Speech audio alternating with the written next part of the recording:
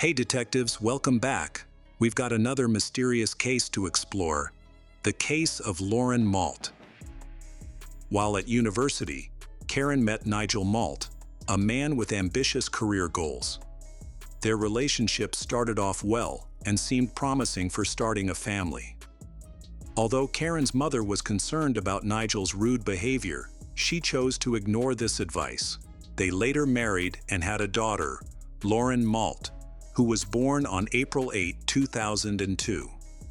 Initially, Karen and Nigel's life together appeared happy, and they seemed to have a bright future ahead of them. However, over time, Nigel began to manipulate Karen. He used typical abuser tactics, suppressing her emotions with lies and appealing to her feelings of pity, which made her dependent on him. She was financially dependent on her husband and was unable to continue her studies due to pregnancy, making it difficult for her to find a job later on. Nigel had a long history of addiction to alcohol and prohibited substances. By this time, he was unable to function without these substances, which led to serious consequences for his life and family. Nigel had been a kind person before, but as his addiction worsened, his personality changed dramatically. He became aggressive and cruel toward Karen. Nigel's violent outbursts increased, and he began to take his anger out on Karen, eventually leading to physical abuse. Things worsened when their daughter, Lauren, observed the abuse. Despite this, Karen fought hard to save the relationship. By the time she could no longer take it, they had 4 children together. The thought of divorce was terrifying, especially with a long legal battle ahead. Their joint assets were minimal, and the prospect of being a single mother to 4 children worried Karen. She was particularly stressed about child support and custody, fearing that her husband Nigel might try to gain custody of the children just to hurt her. At this time, everyone was tired of Nigel's irresponsible behavior. He used to earn money and support his family, but now he had started to waste almost all of his income on alcohol and prohibited substances. Karen was very concerned about the impact this had on their children, who were growing up in fear. Their father drank every day and often abused their mother in front of them. This situation could not go on forever, but Karen was patient for a long time. Despite her family and friends urging her to leave him, she stayed for the sake of her children. It became clear that Nigel could not change.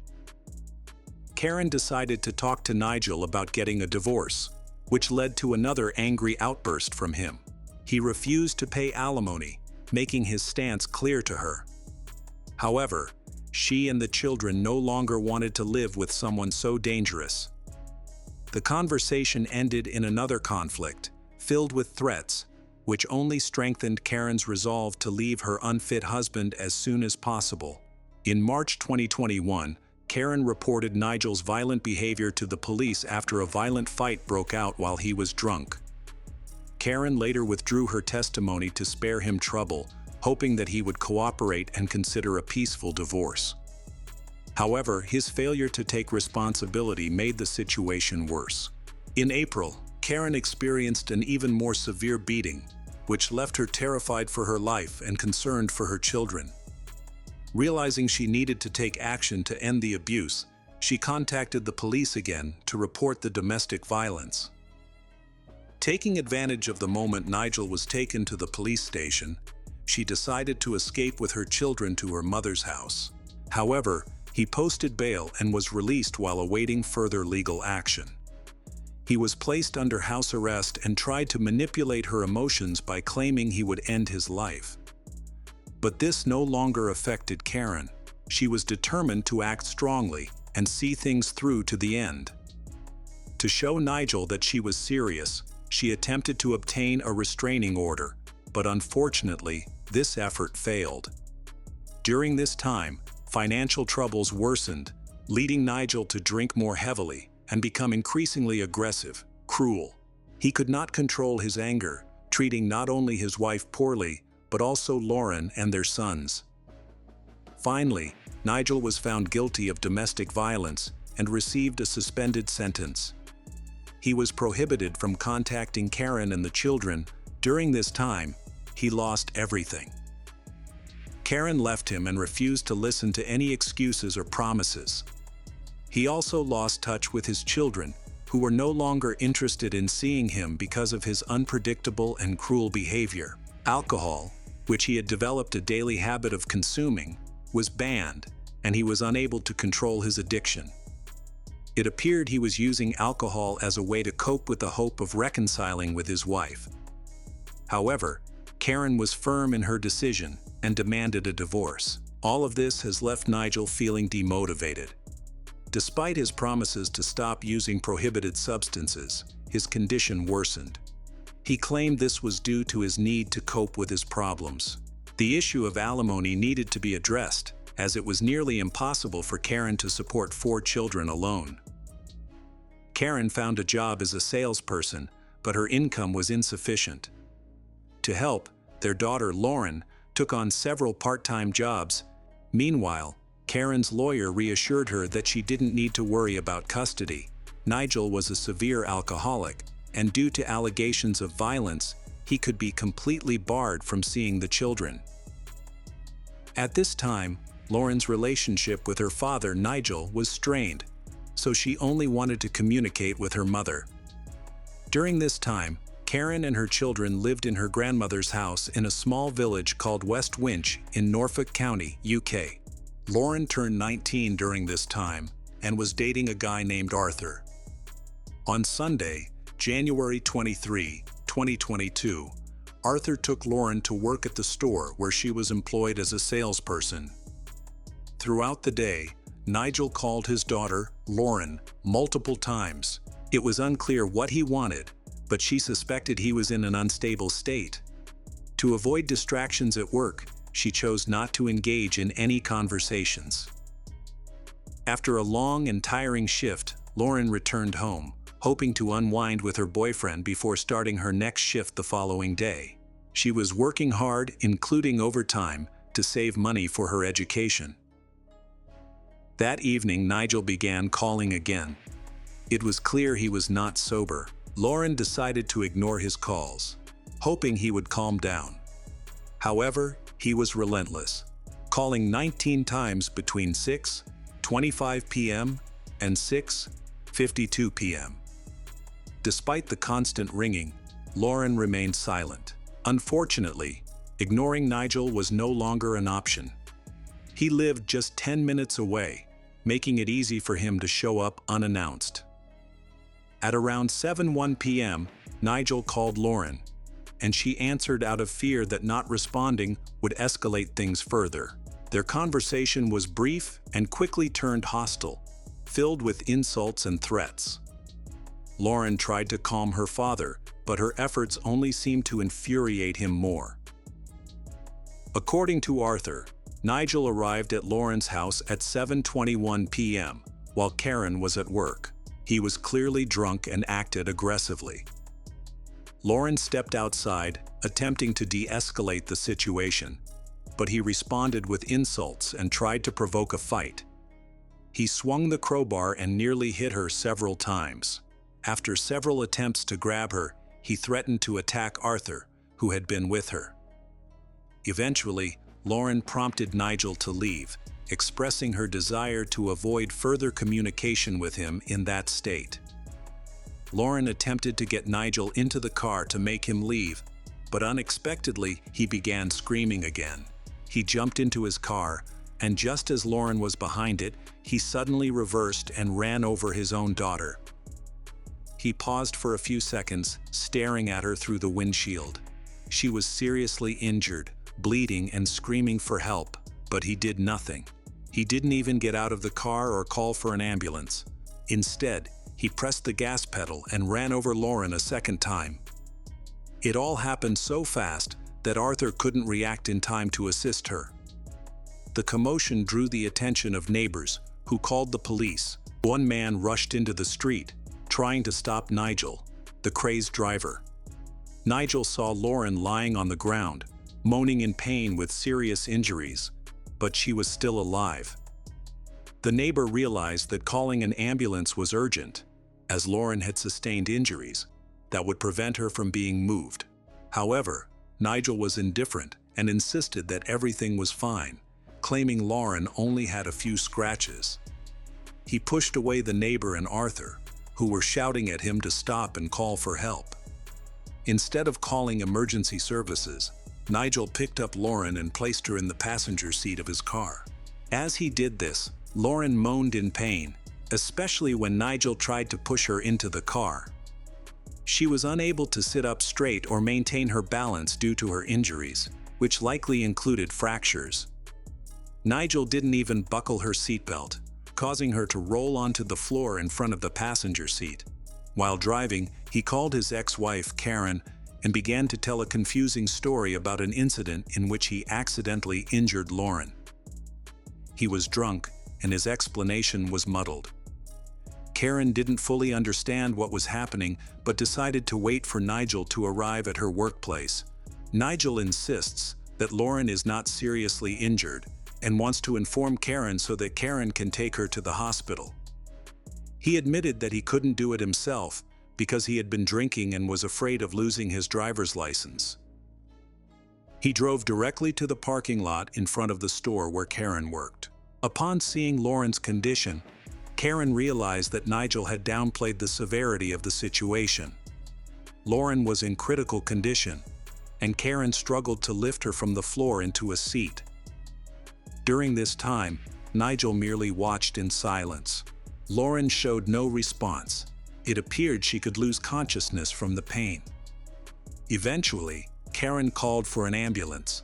Lauren was taken to the hospital, where doctors quickly realized her injuries were severe and could only be treated at a specialized medical center. They did everything possible to save her life. Unfortunately, a few minutes after she was on the operating table, her heart stopped beating. Meanwhile, the police arrived at the scene where Lauren was stabbed. There, they met Arthur and the neighbors, who witnessed the horrific incident. Bloody tire marks were visible on the driveway, evidence left by Nigel. Unlike many other crimes, there was enough evidence to bring immediate charges. The medical examiner evaluated the injuries of Lauren, who was the victim of a double car crash. She suffered a broken back, which caused her to lose her balance and fall onto the car floor. Her rib cage was severely damaged, multiple ribs were broken, her lungs were torn, and she experienced significant internal bleeding. The traumatic injuries to her chest and abdomen were fatal, as many of her internal organs were crushed or harmed by bone fragments. It was clear that she had been run over by a car, and she might have survived the first collision. After the second collision, she might have had a chance of survival if she had not been pushed into the car by Nigel and fallen, and if paramedics had been called immediately. Unfortunately, her fall to the floor of the car made her condition worse, and the delay ultimately claimed her life. Nigel Malt was quickly apprehended. It was discovered that he was highly intoxicated, with a blood alcohol level more than twice the legal limit for driving. Karen believed his aggressive behavior was solely due to alcohol or prohibited substance use. After his arrest, Nigel refused to cooperate with authorities. Nigel provided basic details about his name and address to the police, but refused to discuss the incident. During the preliminary hearing, he denied any wrongdoing, despite clear evidence against him. He explained that he went to see Lauren that evening after she didn't answer his calls, and then spoke to him rudely. He tried to talk to her, but she was unresponsive because he was leaving and planned to talk later. As he backed his car out, he felt a slight thump, but assumed he had hit a box or a rock that he hadn't seen in the rearview mirror. He had no clue that he had run over his own daughter. When he backed up to check what he had hit, he accidentally ran over her again. This is clearly a dishonest excuse from a coward who dares not admit his guilt. The detectives observed how unemotional he was when discussing his daughter's death, and it seemed to have no effect on him. In conversations about his family, he often spoke of Karen and Lauren with disdain. This situation was completely baffling. Nigel's wife Karen was a good woman devoted to her family. Lauren grew up to be just like her mother, a decent person. Despite the difficult home life caused by Nigel, she avoided alcohol and other harmful substances. Instead, she focused on her education, career, and improving her life.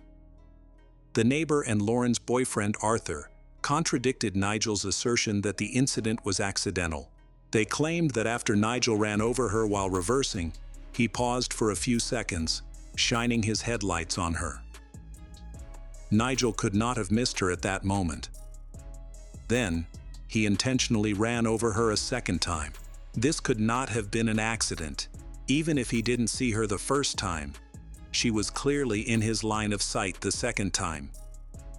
The neighbor claimed that there was a conflict between Nigel and Lauren that evening.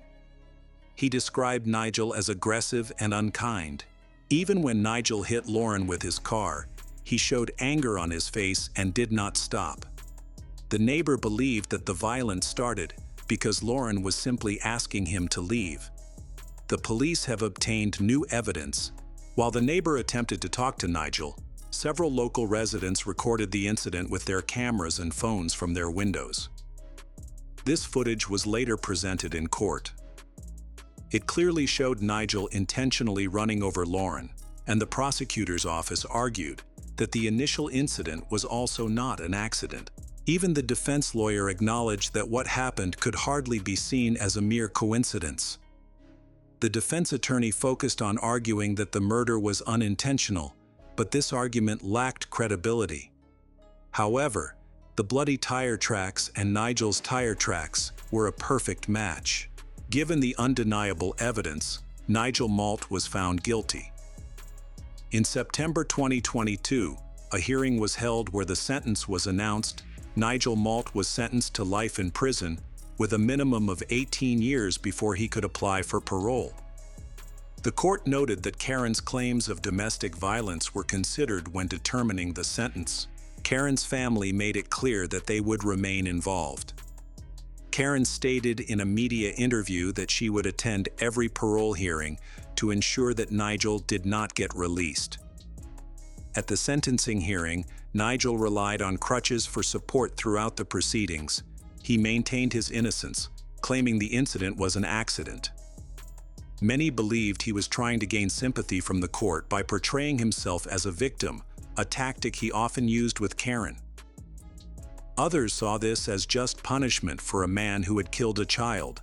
Karen had decided to proceed with the divorce, feeling ashamed to be associated with a man who killed his own daughter in a drunken rage. He had used his car as a weapon, running over her twice and leaving her no chance of survival. Given these circumstances, Karen felt the sentence was too lenient and believed Nigel should never be released. Karen argued that he was a dangerous and cruel man who had completely lost control due to excessive drinking and the use of prohibited substances. She warned that if he were released, he would continue to kill. It was only a matter of time. Notably, Nigel's sons have repeatedly stated that they would only feel safe if their father remained in prison for life. The case has created great public outrage, leading to much discussion about protecting children and spouses from domestic abusers. Activists are calling for harsher penalties for individuals like Nigel, including life imprisonment without the possibility of parole. However, no substantial changes have been made so far. The Jansen family appeared to be a loving and supportive unit, like many other families. However, one day, everything changed dramatically. An unexpected event occurred in their home. This incident triggered a chain of events that devastated the family and shocked those around them. Law enforcement, friends, neighbors all sought to understand how this seemingly perfect family could unravel what actually happened behind closed doors. In the dense forests of British Columbia, Randy Jansen led an ordinary life in a small town called Langley. Known for its brick storefronts and cozy coffee shops, Langley was viewed as a peaceful haven. Randy experienced years of hard work and unfulfilled dreams that often brought him unhappiness. From a young age, Randy had a strong bond with his father, who worked at a local lumber mill. His father taught him the skills of woodworking. After graduating high school, Randy followed in his father's footsteps by securing a job at the same mill. The job was tough, requiring long hours and significant physical effort, but Randy was used to hard work. In Langley, the lumber mill was seen as a vital part of the local economy and way of life. For more than 10 years, he committed himself to the challenging routine of processing wood and transporting logs. Although the work was repetitive and tiring, it provided him with stability. Each day might have seemed the same, but Randy found meaning in the rhythm of his work and his role in the community. The lumber mill represented stability in Randy's life, while music served as his escape, a way for him to express emotions he often found difficult to put into words. Since childhood, music had been important to him. Over time, playing guitar and singing shifted from being just a hobby to a crucial outlet for his feelings. Randy often performed at a local bar in Langley, where residents gathered to relax after their long workdays and enjoy live music. On stage, he transformed from his usually quiet self into an engaging and energetic performer, captivating his audience. The townspeople appreciated his heartfelt performances, which were filled with authenticity and passion. At a local bar one ordinary evening, Randy met Laurel, a woman who would profoundly impact his life. Laurel, 6 years older than Randy, worked as a bartender and often watched his performances from behind the bar. She was confident, charismatic, well loved by the patrons for her ability to create a welcoming atmosphere and her friendly demeanor. What began as casual chats about music and life quickly developed into a deeper bond. Their mutual love for music and shared aspirations brought them closer. Laurel played the piano and, although her life had taken a different path, she had always dreamed of pursuing a professional music career. This common dream, paired with genuine interest in each other, soon evolved into something much more significant. Life at the lumber mill went on as usual for Randy, but everything changed with Laurel's presence. Their relationship grew stronger as they started planning their future together. Although Langley felt familiar and comfortable, it began to seem too small for the aspirations they had. They dreamed of a life where music could be more than just a pastime. They wanted it to be the core of their future. Randy's days at the mill, his nights performing at the bar, and his evenings with Laurel filled him with a sense of purpose, love. He hoped for what lay ahead. Randy and Laurel frequently looked back on their wedding day in 1990. It was a modest ceremony with just their closest friends and family, creating a warm and intimate setting. The event featured live music, including a special song that Randy sang for Laurel, marking the start of their loving journey together. A few years later, their daughter Emily was born. She quickly became the center of their family. Randy often expressed how Emily was the best thing that ever happened to him. Anyone who knew them could see the deep love he had for her. Emily was only 8 years old when her life changed drastically. She started suffering from severe headaches that were so painful she could no longer participate in her music activities. From a young age, Emily had a natural talent for singing, which amazed her parents and earned her awards in competitions. She was living a lively life, taking vocal lessons and dreaming of becoming a singer. Her parents, encouraged by her success, did everything possible to support her dreams. Initially, Randy and Laurel struggled to understand their daughter's condition. They visited multiple doctors and underwent numerous medical tests, but none provided clear answers, leaving them confused. Emily had to leave school and start home-based learning because the bright lights and loud noises in classrooms worsened her severe headaches. Her room turned into a dim sanctuary where she spent most of her time. Randy and Laurel took turns caring for her, trying their best to alleviate her pain and offer comfort during her difficult times. After thorough medical evaluations, the doctors diagnosed Emily with migraines. This news deeply affected her entire family. The medications they prescribed provided only slight relief, easing her pain a little but never completely stopping the headaches. The music she previously cherished, which brought her so much happiness, was now unattainable. Once a vibrant and energetic young woman, Emily began to withdraw, spending most of her time in silence, darkness. Randy and Laurel were determined to find a solution for their daughter's condition. They explored numerous treatments, consulted many specialists, and looked into alternative therapies, but nothing provided the lasting relief they had been hoping for. The medical outlook was bleak. Migraines are often chronic, and many people suffer from them for life. Statistics revealed that around 53% of migraine sufferers cannot drive because of their symptoms, 30% find it difficult to finish their education, and 34% encounter issues in maintaining employment. Although these figures indicated that Emily's situation was relatively common, they offered little comfort to her parents, as they witnessed her once vibrant spirit fade. Randy went through a really tough time during these years. Music, which had once been his escape, now reminded him painfully that Emily could no longer share in the joy it brought her. Playing guitar in the evenings felt empty without her voice alongside him, and performing at the local bar, which used to be a source of joy for him, no longer felt fulfilling. He began to spend more time at home to support Emily as much as he could. However, as her condition worsened, both Randy and Laurel felt increasingly powerless. Their vibrant daughter, who was once full of life and determination, now isolated herself in her room, avoiding the world and its noise. Randy continued to work, but his thoughts were constantly with Emily. Each morning, he hoped to find a way to relieve her suffering. By the time Emily turned 18, her condition had worsened significantly. Her migraine episodes became more frequent and intense, sometimes lasting for several days. This constant pain made it difficult for her to study and maintain friendships. Despite these obstacles, Emily remained determined. She enrolled in the Fine Arts program at the University of British Columbia, aspiring to become an opera singer. For Emily, going to university was not just about academics. It was an opportunity to regain a sense of normalcy and pursue the life she had always dreamed of. Despite feeling physically exhausted and experiencing frequent pain, Emily committed herself to staying active. She took vocal lessons, learned music theory, studied art history and literature. She also participated in student events and concerts whenever possible. Her classmates admired her determination to engage in university life despite the challenges she faced. However, beneath this outward involvement, Emily was battling significant struggles. She frequently had to miss classes and catch up on her studies alone. The strong medications prescribed for her migraines left her feeling tired, drowsy, and weak.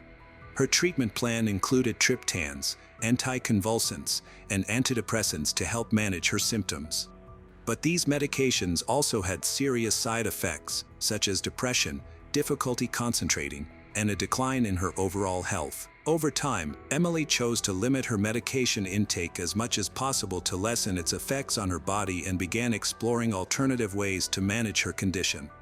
Emily focused on meditation and breathing exercises, used cold compresses on her head, and stayed away from bright lights, strong smells, and loud noises. Her room became a safe space where she could escape anything that increased her pain. During her worst migraine episodes, she would sometimes stay in complete darkness for entire days, while her parents took turns caring for her and doing their best to alleviate her discomfort. Despite these challenges, Emily worked hard to maintain a sense of normal life. She kept in touch with her friends, even though she couldn't see them as frequently as before. Sometimes, she had to cancel plans at the last moment due to sudden migraine attacks. However, her friends remained supportive, visiting her at home and spending time with her to ensure she didn't feel alone. Despite her challenges, Emily remained committed to the things she loved. Her desire to return to music and live a fulfilling life never faltered, even as the journey became increasingly difficult. On May 7, 2015, Randy shocked everyone in his life with a Facebook post. He revealed some unimaginable actions he had taken in the prior 10 days. He started the post by expressing his love for his daughter, Emily, whom he described as an exceptional daughter, talented, intelligent, and kind. Emily brought immense joy to their family, filling their home with laughter and always willing to assist others, even while facing her own struggles. Unfortunately, her illness had robbed her of so much, forcing her to give up dreams she had worked tirelessly to achieve. Emily had been experiencing migraines since elementary school.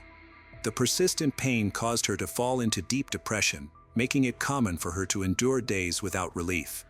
Randy observed how his daughter watched her classmates enjoy normal lives while she spent her time in hospitals or isolated in her dark, quiet room. Despite her efforts to hope for a brighter future, Nothing seemed to alleviate her suffering. Randy worked at a lumber mill, but when he wasn't working, he dedicated all his time to Emily. He often told his friends that she was his whole world and that he couldn't bear the thought of life without her. Watching her in pain and feeling powerless to help was pushing him toward despair. Friends noted how Randy shared his struggles with them, making it evident how deeply he was affected emotionally. In this Facebook post, he confessed to taking a gun and ending Emily's life, explaining that he did it to free her from her constant pain. He described his vision of her as an angel soaring above the clouds, her long hair flowing in the wind, finally at peace. But he didn't stop there. Randy also revealed that he had taken the life of his wife, Laurel, because he couldn't bear the thought of her enduring the heartbreak of losing their daughter. A few days later, he also ended the life of his sister, Shelley, claiming he wanted to spare her from the shame of his actions. In the post, Randy shared Emily's journey in her battle against illness, highlighting her incredible strength and resilience. Unfortunately, despite her efforts, the illness had taken its toll. Randy expressed his helplessness as he watched her suffer daily, knowing he couldn't change her situation. He often told friends that he would do anything to support Emily, and ultimately, he felt this was the only way to help her. At the end of his Facebook post, Randy mentioned that his family was now in a better place, free from suffering. He expressed sorrow for his actions, took full responsibility, and apologized to anyone he had hurt. The post closed with the haunting phrase, "Rest in peace, my little family." After Randy's post went live, his friends and acquaintances immediately alerted the police out of concern for Randy's family. They were shocked by the content and wanted to ensure everyone's safety. Law enforcement acted quickly after receiving several calls. Officers were sent to Randy's home to look into the matter. One of Randy's closest friends, Brian Jones, was filled with fear and confusion as he read the Facebook post. Initially, he hoped it was just a mistake or a cruel joke. However, when he saw the signature, Daddy-O, Hugs and Kisses, a nickname Randy had used since school, Brian understood that Randy had truly written those words. This left Brian in shock and disbelief. He had always seen Randy as a kind and caring person, deeply devoted to his family. The thought that his friend could commit such an act or even possess a firearm was unfathomable to him. Brian remembered how lovingly Randy spoke of his family, making it difficult for him to grasp how things had taken such a tragic turn. The seriousness of the situation struck him immediately, and he knew he needed to respond quickly. He left work early and made his way to Shelley's house, trying to call Randy as he went. Each unanswered call only increased his worry. When Brian got to Shelley's house, he saw a pile of undelivered newspapers on the porch. This was unusual because Shelley was always dependable and took her responsibilities seriously. Her old van was in the driveway, the curtains were tightly shut. The yard was eerily silent, with no signs of life. Brian knocked on the door multiple times, but no one answered. The atmosphere felt unsettling and unnaturally quiet. Shelley had become a private person after her parents died. She lived by herself, had no children, and hardly spoke to her neighbors. Her primary job was delivering newspapers, and she was recognized for her reliability, punctuality. When Brian noticed the newspapers piled up without being picked up, he became worried and called the police. The dispatcher told him that he wasn't the only one worried about the family. A patrol unit was already on its way to investigate. When the police arrived, they tried to reach Randy Jansen, who was inside his house. They saw him through a second-floor window with a gun. The officers used loudspeakers and attempted to call him, but Randy did not reply. Understanding the seriousness of the situation, the officers proceeded cautiously to prevent further escalation. The house was surrounded, and negotiators began their work, but Randy did not show any intention to surrender or communicate. After several hours, the situation became much more critical. Randy set the house on fire, and officers saw smoke rising from the upper floor. They tried to get inside, but the flames spread too quickly, blocking access through the windows. Officers noticed a body wrapped in a sheet on the first floor, but they couldn't reach it to confirm its identity. Within minutes, the fire took over the entire house. When firefighters arrived, the house was fully engulfed in flames, and they could not save it. Investigators discovered 3 bodies in the charred remains of the house on Llanberis Road in Rosedale. 19-year-old Emily was found in her bedroom, wrapped in a sheet. 50-year-old Laurel was located in the kitchen, covered with a blanket. Both women had suffered 2 gunshot wounds to the head. Randy's body was located in a second-floor bedroom. He had died by suicide using a firearm and setting the house ablaze. The positioning of his body and the presence of the weapon indicated that Randy was experiencing severe emotional distress when he made the choice to end his life. When police arrived at the home of Randy's sister in Langley, British Columbia, they found her body in the living room. She had been shot twice in the head and was covered with a blanket. No signs of a struggle, indicating that Randy had likely caught her by surprise. Over the past year, Emily's health had worsened significantly. Doctors had to give her morphine injections to manage her severe pain, and these were used as a last resort. Neighbors often witnessed her parents assisting her into their home after her hospital visits. Emily was so weak that she required help to walk, which was heartbreaking for everyone who knew the family. Randy Jansen, Emily's father, dedicated himself to caring for his family despite facing numerous challenges. A year prior to the tragic events, he sought assistance from their family doctor due to ongoing insomnia and intense stress. He shared his struggles with witnessing his daughter's pain. The doctor suggested using sedatives and advised Randy to focus on getting more rest, but Randy refused the medication, feeling it wouldn't truly solve his problems. Brian noted that Randy had never indicated any thoughts of self-harm or intentions to harm others. He described Randy as a calm and hardworking individual always willing to help. Randy consistently put his family first, so no one could have anticipated he was capable of such actions. Brian observed that Randy had reached his breaking point. He could no longer endure watching his daughter suffer, which led him to make a heartbreaking decision. Neighbors who had known Randy since he was a child found it hard to reconcile this event with the kind and gentle person they remembered. They noted that he had never shown any signs of aggression or cruelty. His actions appeared to stem from a sense of desperation and an inability to cope with the immense pain affecting his family. One neighbor recalled Randy saying that if his daughter were to die, he wouldn't have a reason to live. Emily's last tweet, posted just 4 days before the tragedy, stated, "I complain about the pain, but at least I'm here to feel it. I thank God for the chance to live." In Emily's Twitter account, she wrote, "For the first time in 2 years, I've gone 12 hours without pain. I'm so tired of hurting, but I need to keep going." Her resilience was clear, despite the immense challenges she faced.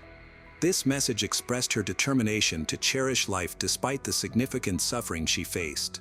Her social media posts often reflected her struggle to stay positive in the midst of her illness, highlighting her hope even when times were tough. Emily was remembered as a kind and caring young woman who made an effort to stay connected with her community. She loved music and sang at the local church whenever her health allowed. Many residents of Langley have fond memories of her performances, but as her health declined, she was able to attend church less often. Despite her challenges, she remained generous and thoughtful, baking with her mother, sharing treats with neighbors. On her good days, she also helped local children with their homework. Laurel, Emily's mother, did everything possible to support her daughter.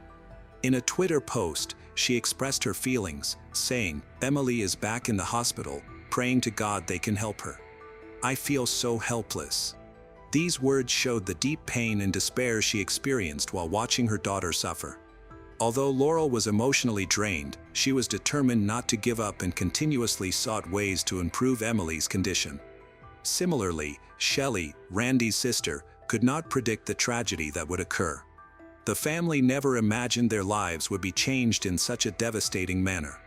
Over the past year, Randy often shared with friends the heavy burden and stress he felt due to Emily's illness. No one could have predicted that he would eventually become so emotionally fragile that he would consider harming his family. Randy struggled to manage the emotional strain. Despite their shared despair, the family attempted to support one another, but their situation continued to worsen, leading to an unforeseen and tragic outcome. With the details now revealed, it is obvious that feelings of despair, hidden challenges, and deep hopelessness led to an unexpected tragedy. The story of the Jansen family serves as a sobering reminder that even within seemingly stable homes, deep pain can linger just beneath the surface, occasionally breaking out in unpredictable ways. Emily Beatriz Azevedo Senna was born in Várzea Grande, a city in the Brazil state of Mato Grosso. She lived with her mother and her stepfather, who became a father figure to her when she was 6. He worked as a radiology technician at Santa Helena Hospital in the nearby city of Cuiabá. The family lived a modest yet close-knit life. Emily was known for her kind nature, calm demeanor. Classmates and neighbors often described her as a gentle person who avoided conflict. At 16, Emily found out she was pregnant, a surprising discovery that she ultimately accepted. The father was a young partner of similar age. Instead of pulling away, he supported her throughout the situation. They started living together and he actively participated in getting ready for the baby's arrival. He went with Emily to doctor visits, assisted with planning, took part in conversations about names and baby items. Despite their youth, her partner demonstrated a strong sense of responsibility, dedication. Although their relationship encountered challenges because of their age, it was characterized as stable, supportive. For Emily, becoming pregnant was a major milestone in her life. She eagerly talked about her future daughter and shared her excitement with family, friends. Her mother and stepfather were very supportive, helping her choose furniture, buy clothes, prepare the nursery. Their home was filled with joy and anticipation. They celebrated the gender reveal twice, once with her partner's relatives and again with Emily's family. Friends remembered how glowing she looked when discussing her journey to motherhood. In another part of Mato Grosso, Natalie Helen Martins Pereira, a 25-year-old married to Christian Albino Cebalho de Arruda, 28, was raising their 3 children, a girl and 2 boys. Natalie worked in public safety, officially employed by the fire department while also taking nursing classes. To others, she seemed organized, responsible. However, beneath this surface, her life was more complicated. Several years ago, Natalie had a medical procedure that tied her fallopian tubes, which prevented her from becoming pregnant naturally. Despite this, she began claiming that she was expecting another child. To support her claims, Natalie created fake medical documents, including ultrasound images, and told others that she was having a baby girl. Christian believed her and shared the news on social media, posted the ultrasound images, even organized a gender reveal party. To make her story seem more convincing, Natalie often posted pictures of herself with what looked like a growing belly or loose clothing and explained her physical appearance as a sign of her impending delivery. In reality, this was all part of a carefully orchestrated and emotionally manipulative lie, a fake pregnancy that relied on fabricated evidence. Natalie not only staged a fake situation but also created an online identity. She joined various online groups for expecting mothers, where she pretended to be a helpful member who often offered items like baby clothes, diapers, and accessories to other moms-to-be. However, there was a catch: the items could only be picked up in person at her house, and the person collecting them had to come alone. This was a deliberate strategy where her online persona was used to make contacts and choose potential targets. No one in Natalie's close circle, neither Christian nor her family, realized that her cheerful demeanor was a meticulously crafted facade. She was intent on making her story a reality, regardless of the consequences. A few weeks before her disappearance, Emily started participating more often in online groups for expecting mothers. She shared her pregnancy thoughts, sought advice, and welcomed support. In one of these forums, she was approached by a user. Her messages were friendly. She offered to donate items for Emily's future daughter, such as clothes, baby blankets, and diapers. This seemed generous, and Emily was genuinely interested. Their conversation soon turned more personal. The user came across as warm and caring, emphasizing her desire to help. When Emily suggested bringing someone with her, like her partner or sister, Natalie became uneasy. She mentioned that her street had many nosy neighbors, and she wanted to avoid attracting any attention. Although her responses were unclear, they didn't raise any major red flags. Emily talked it over with her family and initially decided against going by herself. However, she changed her mind after Natalie offered to send a driver to pick her up, saying the car would be from a ride-sharing service like Uber. On March 12, 2024, around noon, a car came to pick up Emily. However, the driver, as later discovered by investigators, was not affiliated with any ride-sharing service. It was believed that he was either a relative or a friend of Natalie. The car was an ordinary civilian vehicle. Unaware of any potential danger, Emily got in after telling her mother that she would be back soon. She thought the outing would be just a quick trip to collect some donated items before returning home.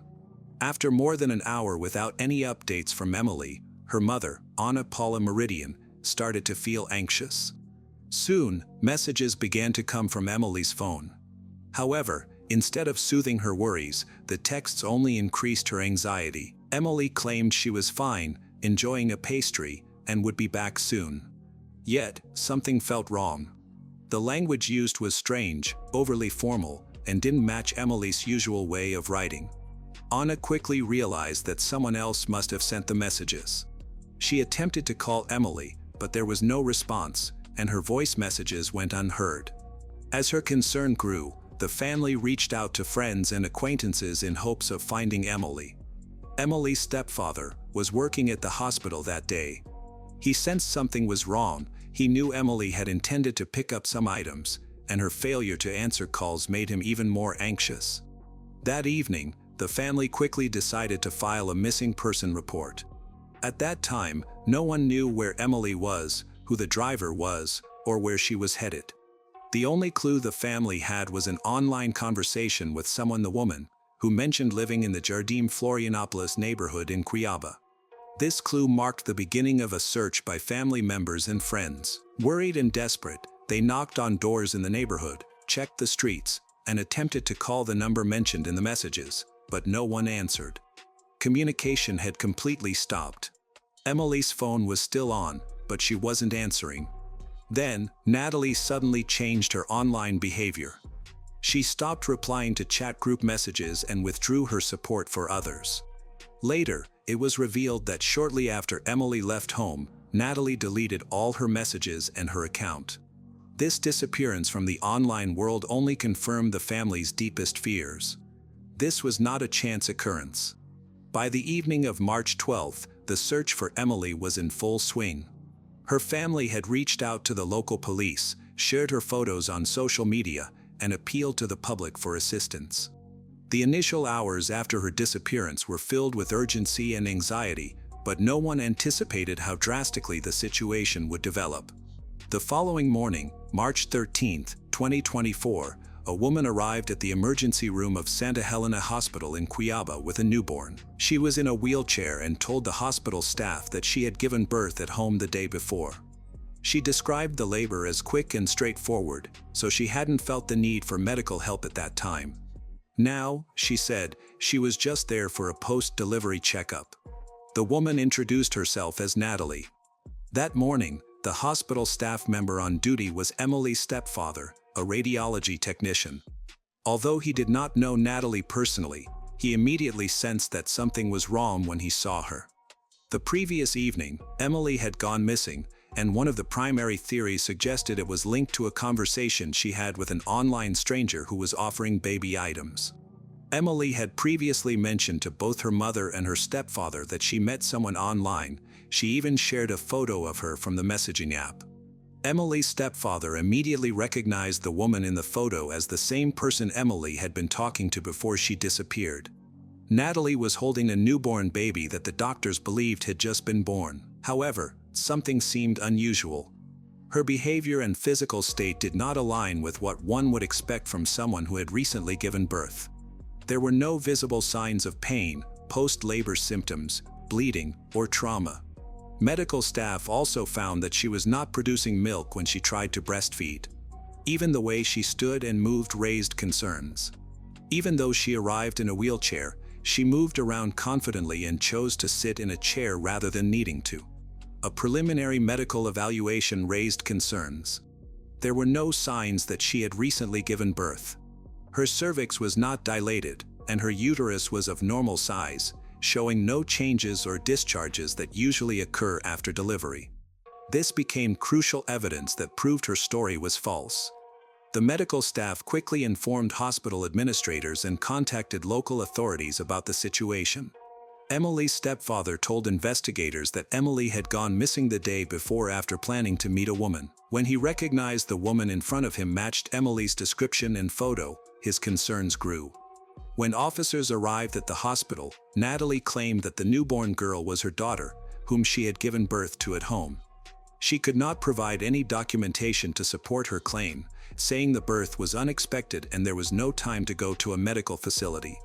She answered questions calmly and showed no signs of distress. Investigators started looking into the origin of the newborn. They ordered emergency blood tests and DNA analysis. Medical professionals confirmed that the baby had been born within the last 24 hours, which matched the timeline of Emily's disappearance. This led to a troubling question: could this child be Emily's daughter? Investigators examined Natalie's phone and found deleted conversations, including exchanges with Emily. These messages showed that Emily had agreed to meet Natalie to receive baby items. This evidence indicated a clear pattern of deception. Natalie had created a false identity, gained trust, and arranged a meeting under false pretenses. At this point, the idea that Natalie had simply gone to the hospital for a checkup was no longer believable. Law enforcement began to suspect that Natalie may have brought a baby that she did not give birth to, but rather one that was taken from someone else. Their suspicions were confirmed when they analyzed ultrasound images that Natalie had shared on social media. Investigators discovered that these images did not belong to her. They were taken from another woman's profile, a woman living in a different state, who had no known connection to Natalie. As these discrepancies emerged, the police shifted their focus to finding Emily. The infant Natalie had brought to the hospital was placed in temporary protective custody, under the care of social services, until her biological identity could be verified. Shortly after, Natalie was taken to the police station for formal questioning. At first, she remained silent. When directly asked about the child's origin, she gave vague answers, claiming that everything had been explained and that nothing wrong had occurred. Although she appeared calm and showed no signs of panic, her reluctance to provide a clear explanation led investigators to suspect that she was stalling. Only after investigators showed her the medical exam results, which disproved her claim of giving birth, along with the recovered text messages linking her to Emily, did Natalie change her story. She then shared her initial account of events. She claimed to have met Emily in online parenting groups and said that Emily was struggling in her relationship. Emily had thought about not keeping the baby. Natalie asserted that she offered to take care of the child and that Emily had agreed. However, law enforcement had doubts about this explanation. Emily's family strongly denied any claims that she intended to give up her daughter. They insisted that Emily had been excited about her baby's arrival and never showed any doubts about keeping her. The whole family actively prepared for the new baby by buying clothes, setting up a nursery, and celebrating together. Emily's mother and stepfather emphasized that she viewed her future daughter as the most important part of her life, and the thought of giving the baby away was entirely unthinkable for her. This information was part of the official case file, and Natalie's statements were now being examined for inconsistencies. When faced with increasing evidence, Natalie eventually changed her story. In a second interview with investigators, she confessed that she had tricked Emily into coming to a house by pretending to offer baby items. Emily arrived alone, as they had agreed in their online communication. Emily then began to feel pain and sat down, complaining of cramps. At that moment, Natalie approached her from behind and forcefully restrained her. After Emily lost consciousness, Natalie bound her wrists and ankles with materials she had available. She then tried to deliver the baby by making an incision in Emily's abdomen with a sharp kitchen tool.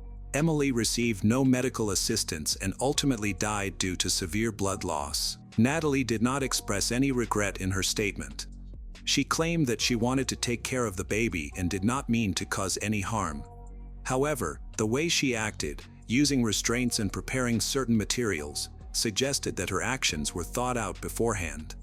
As Natalie continued to speak, her versions of events became more inconsistent with the facts.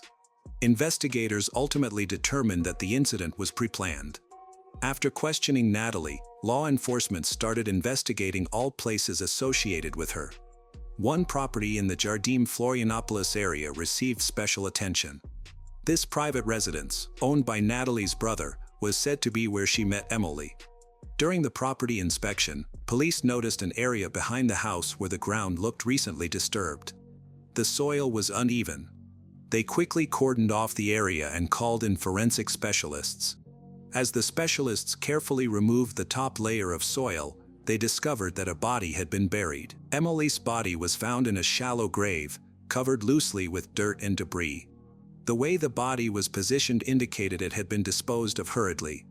Her wrists and ankles showed signs of restraints, including ropes and bits of plastic cable. Investigators later determined that the bindings were made from old internet wiring. The grave itself was poorly dug, without the use of tools, and was barely big enough to hold the body. Emily's body displayed clear signs of trauma on her body. Her face had visible injuries, including bruises, swelling, and scratches. Forensic experts noted damage to her cheekbones and nose. There were also marks on her neck that suggested she had been choked, as well as bruises on her wrists indicating she had been forcefully held down. The autopsy revealed that these injuries occurred while she was alive, implying the use of significant force. It was determined that her death resulted from severe blood loss due to a deep wound in her abdomen.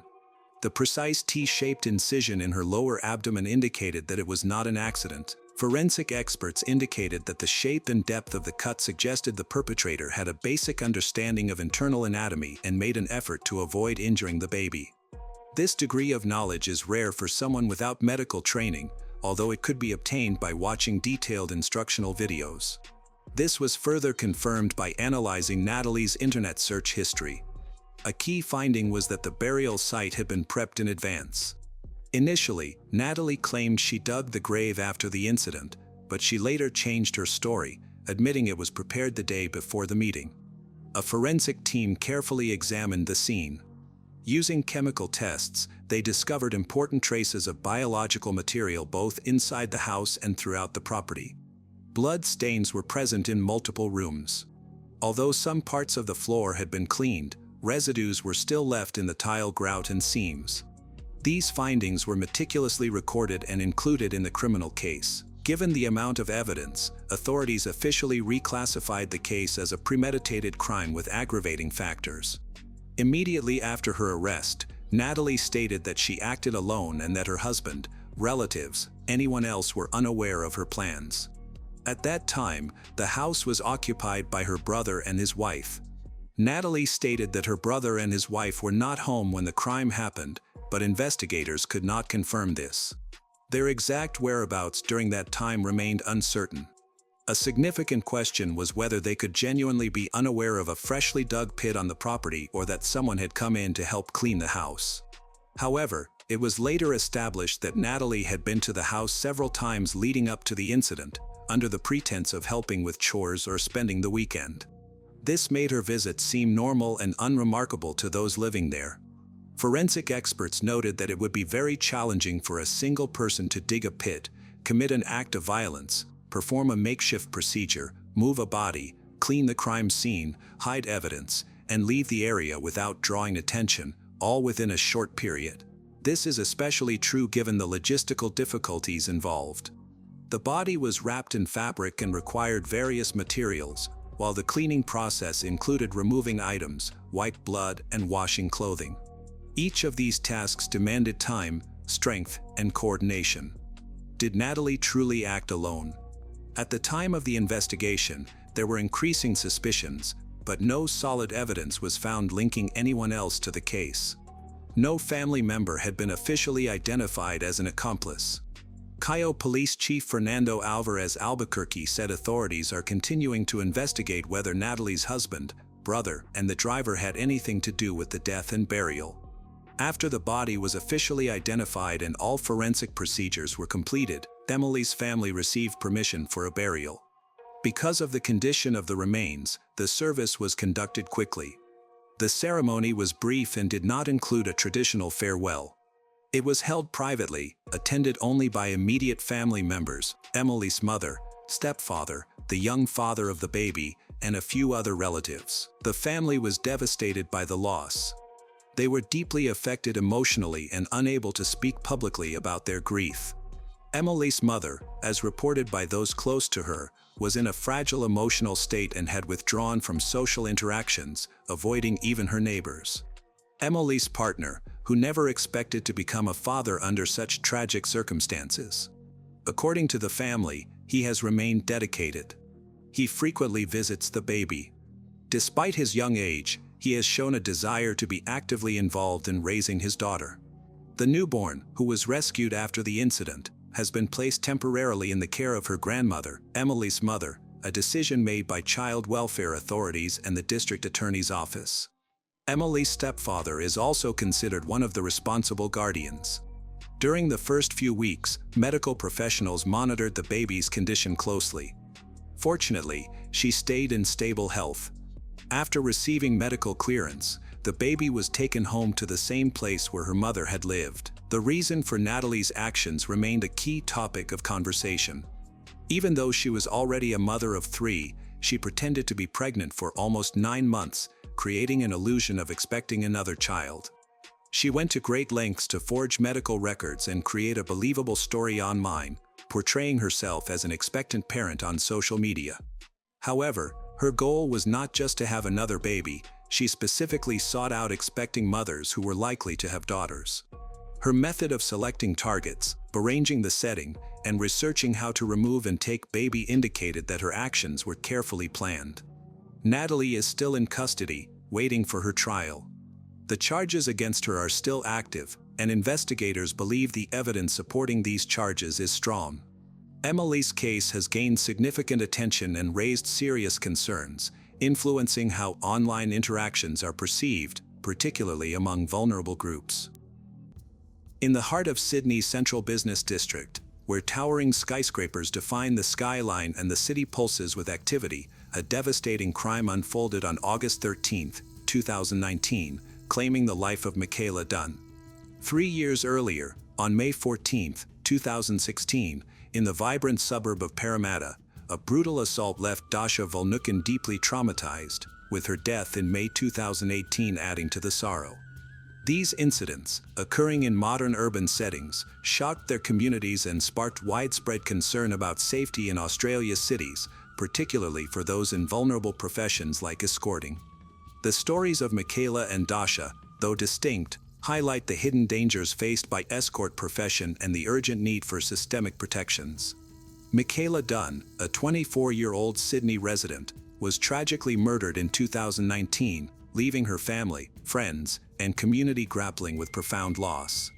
Her death underscored the risks that can persist even in environments designed for security, challenging assumptions about urban safety. Similarly, Dasha Volnukin, a 22-year-old Ukrainian model who had moved to Australia in 2015, endured a horrific assault that marked her life with lasting trauma. Her resilience in reporting the crime led to justice, but her untimely death 2 years later deepened the tragedy. On August 13, 2019, at approximately 1:30 p.m., police received an urgent call about a violent incident in a high-rise apartment on Clarence Street, a bustling thoroughfare in Sydney's CBD lined with corporate offices and residential complexes.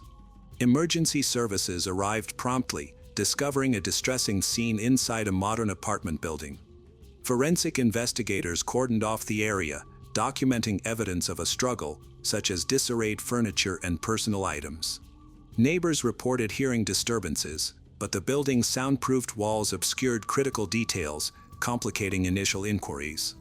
The investigation revealed that Michaela had been fatally wounded, her body bearing a severe neck injury that marked the brutality of the attack. 3 years earlier, on May 14, 2016, at 1:30 a.m., a similar tragedy struck in Parramatta, a dynamic suburb 25 kilometers west of Sydney's CBD, known for its rich cultural diversity and thriving commercial scene.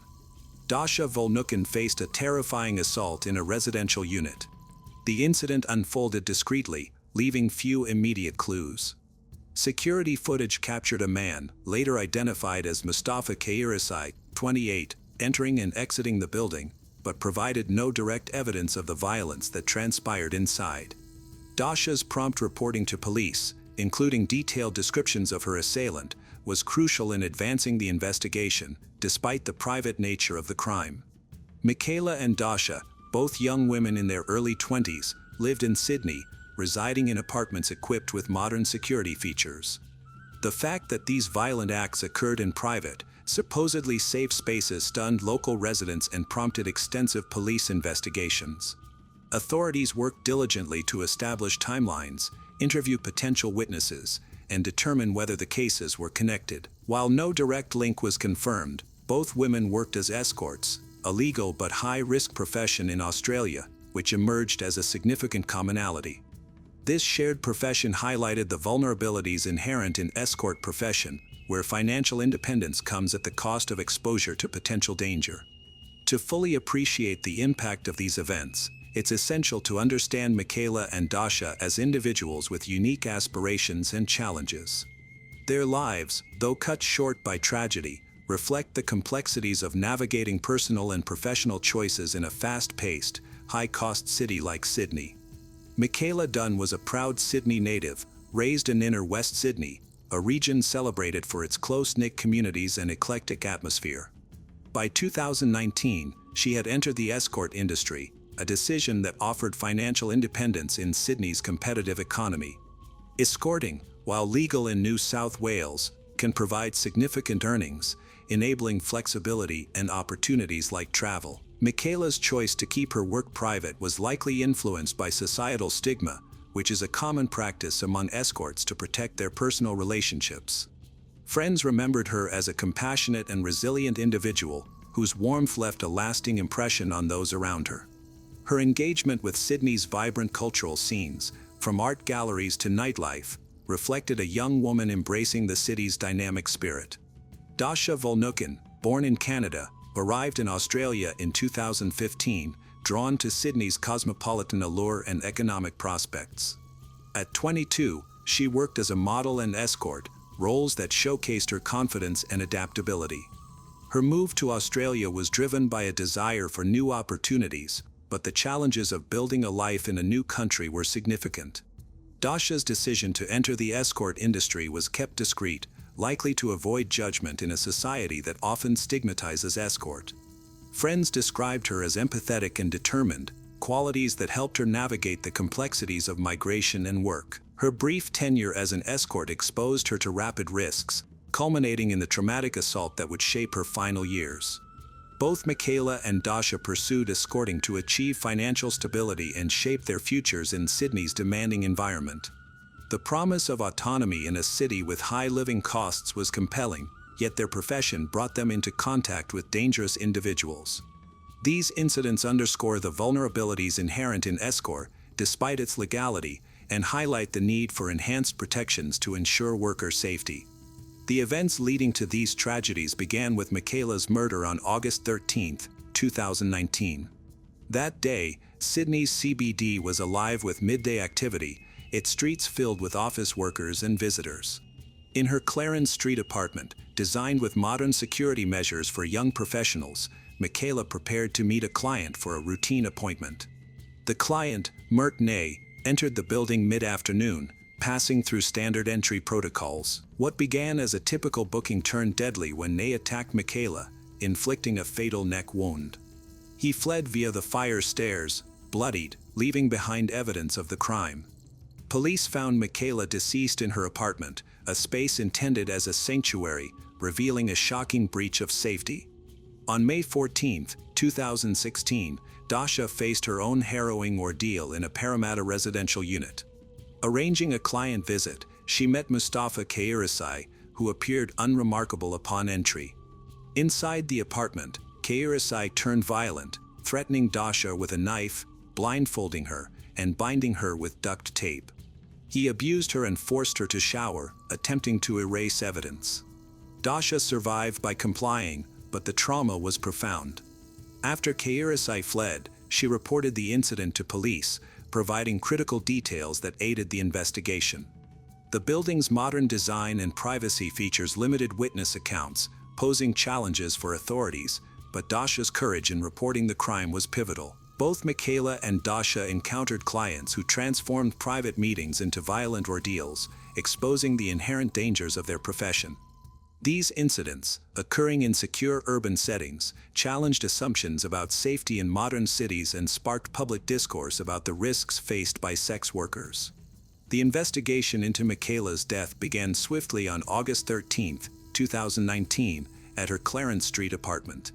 Police discovered her body with a fatal neck injury, and forensic teams meticulously collected evidence, including traces of the struggle. Security footage revealed Mert Ney, aged 21, entering the building at 1:30 p.m. and fleeing bloodied at 1:50 p.m., brandishing a knife. Ney's erratic behavior on Clarence Street alarmed pedestrians, leading bystanders to pursue him with improvised tools, a chair and a milk crate, restraining him near Wynyard Lane until police arrested him at 2 p.m. A USB drive containing violent material was recovered, but no terrorist motives were confirmed. Ney, unemployed and residing in Blacktown, had documented mental health struggles, which police noted as a potential factor, though his intent remained unclear. A search of his Blacktown residence provided further context, suggesting financial distress may have contributed to his actions. Dasha's assault investigation progressed due to her immediate report on May 14, 2016. She described her assailant's appearance and actions, which, combined with CCTV footage from the Parramatta unit, helped police identify Kairisai. The footage showed Kairisai entering and exiting calmly, offering no hint of the violence inside.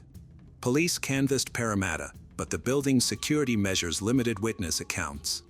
Dasha's description aligned with other assault reports, leading to Kairisai's arrest on May 28, 2016, in Bondi after a pursuit. He was linked to multiple attacks on escorts in 2016, indicating a pattern of predatory behavior. Mert Ney, responsible for Michaela's murder, had a troubled background marked by unemployment and mental health issues. Living in crisis housing in Blacktown in 2019, he faced significant personal challenges, including financial instability and untreated mental health conditions. His arrest initiated legal proceedings for murder, attempted murder of another individual, Lin Bo, aged 41, and related offenses. No clear motive was established, with his actions attributed to a combination of mental instability and situational factors. Mustafa Kairisai, born around 1985, targeted escorts in Sydney during 2016. Court records indicate his attacks were planned, exploiting the vulnerabilities of escort. On May 14, he abused Dasha, using a knife to intimidate her and employing tactics like blindfolding and binding to control the situation. Similar incidents in the CBD and Parramatta suggested a deliberate pattern. Kairisai's defense claimed his actions were influenced by personal issues, but evidence of premeditation prevailed. He faced multiple charges, reflecting the severity of his crimes. The cases of Mert Ney and Mustafa Kairisai illustrate divergent pathways to violence, each underscoring unique challenges in addressing crime in urban Australia. Ney's attack on Michaela was a chaotic, impulsive act, seemingly driven by personal distress and mental health struggles, reflecting a life marked by instability. In contrast, Kairisai's assault on Dasha was systematic and predatory, exploiting the vulnerabilities of sex workers in a calculated manner. Their arrests marked the beginning of legal efforts to hold them accountable for the harm inflicted on Michaela, Dasha, and others.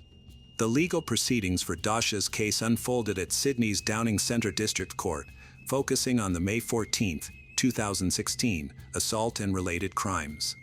Prosecutors presented Dasha's testimony, which detailed the harrowing ordeal, alongside CCTV footage from the Parramatta unit that corroborated her account. The evidence highlighted Kairisai's methodical tactics, including his use of a knife and attempts to erase evidence. The defense argued that Kairisai's actions were influenced by personal circumstances, but the prosecution emphasized his intent to harm. Dasha passed away in May 2018, 2 years after the assault. Her loss deepened the sorrow felt by her friends and community, who remembered her as a vibrant, resilient individual. Tributes highlighted her determination and warmth, qualities that shone through despite the trauma she endured. Her work as a model and her efforts to build a life in Australia reflected a young woman full of promise, making her death all the more poignant. Martinet's trial, following his August 2019 arrest, was a significant undertaking at the Downing Centre District Court. Prosecutors argued that Ney's actions were premeditated, pointing to his possession of a knife and his behavior after the crime, which included fleeing bloodied and brandishing the weapon in public. Justice Peter Johnson, presiding over the case, described the attack as exceptionally brutal, noting its devastating impact on Michaela's family and community. Ney's defense team highlighted his mental health struggles, including untreated conditions that may have contributed to his actions. However, evidence of his awareness during the crime undermined these arguments. On May 14, 2021, Ney was sentenced to 44 years in prison with a 33-year non-parole period, reflecting the severity of the offense. In October 2023, an appeal reduced his sentence to 40 years with a 30-year non-parole period, acknowledging procedural considerations while maintaining significant accountability. In 2022, Ney pleaded guilty to assaulting a guard at Goulburn Correctional Center, receiving a concurrent sentence that did not extend his overall term, raising questions about managing ongoing risks posed by incarcerated individuals. Sydney's CBD, a vibrant hub of commerce and culture, and Parramatta, a multicultural suburb undergoing rapid urban renewal, served as the backdrops for these tragedies. Michaela's apartment on Clarence Street, located near iconic landmarks like the Sydney Harbour Bridge and the Parramatta unit where Dasha was assaulted, represented modern urban living with advanced security features. Yet, these settings failed to protect Michaela and Dasha, exposing a stark paradox: private spaces, designed for safety, can become sites of extreme violence. This contradiction fueled public discourse about urban safety and the vulnerabilities inherent in certain professions, particularly escort. The escort industry in Australia, legally recognized in New South Wales since 1995, operates within a complex and often challenging landscape. Escorts, whether working independently or through agencies, can earn substantial incomes, particularly in high-cost cities like Sydney, where living expenses drive many to seek lucrative opportunities. Michaela and Dasha's decisions to enter this field likely stemmed from the need for financial independence in a competitive economy. Escorting offers flexibility and the potential for significant earnings, with hourly rates in Sydney often ranging from $300 to $1,000, depending on services and clientele. However, the industry's risks, violence, stigma, and inadequate safety measures place workers in precarious positions. Unlike other professions, escorting lacks standardized protections, such as mandatory client screening, accessible emergency support systems, or comprehensive training on risk management. These gaps were evident in Michaela and Dasha's cases, where private meetings with clients turned deadly or traumatic, highlighting the urgent need for reform. Police investigations into both cases relied on established methods for urban crime, including security footage, witness statements, and victim reports. The rapid arrest of Martinet on August 13, 2019, demonstrated the power of community intervention. Bystanders, witnessing Ney's erratic behavior on Clarence Street, courageously restrained him using a chair and a milk crate, preventing further harm until police arrived. Their actions became a symbol of community resilience, widely covered by Australian media, and sparked discussions about the role of civilians in public safety. Dasha's prompt and detailed report on May 14, 2016, was equally critical, enabling police to identify Mustafa Kairisai through CCTV and her descriptions.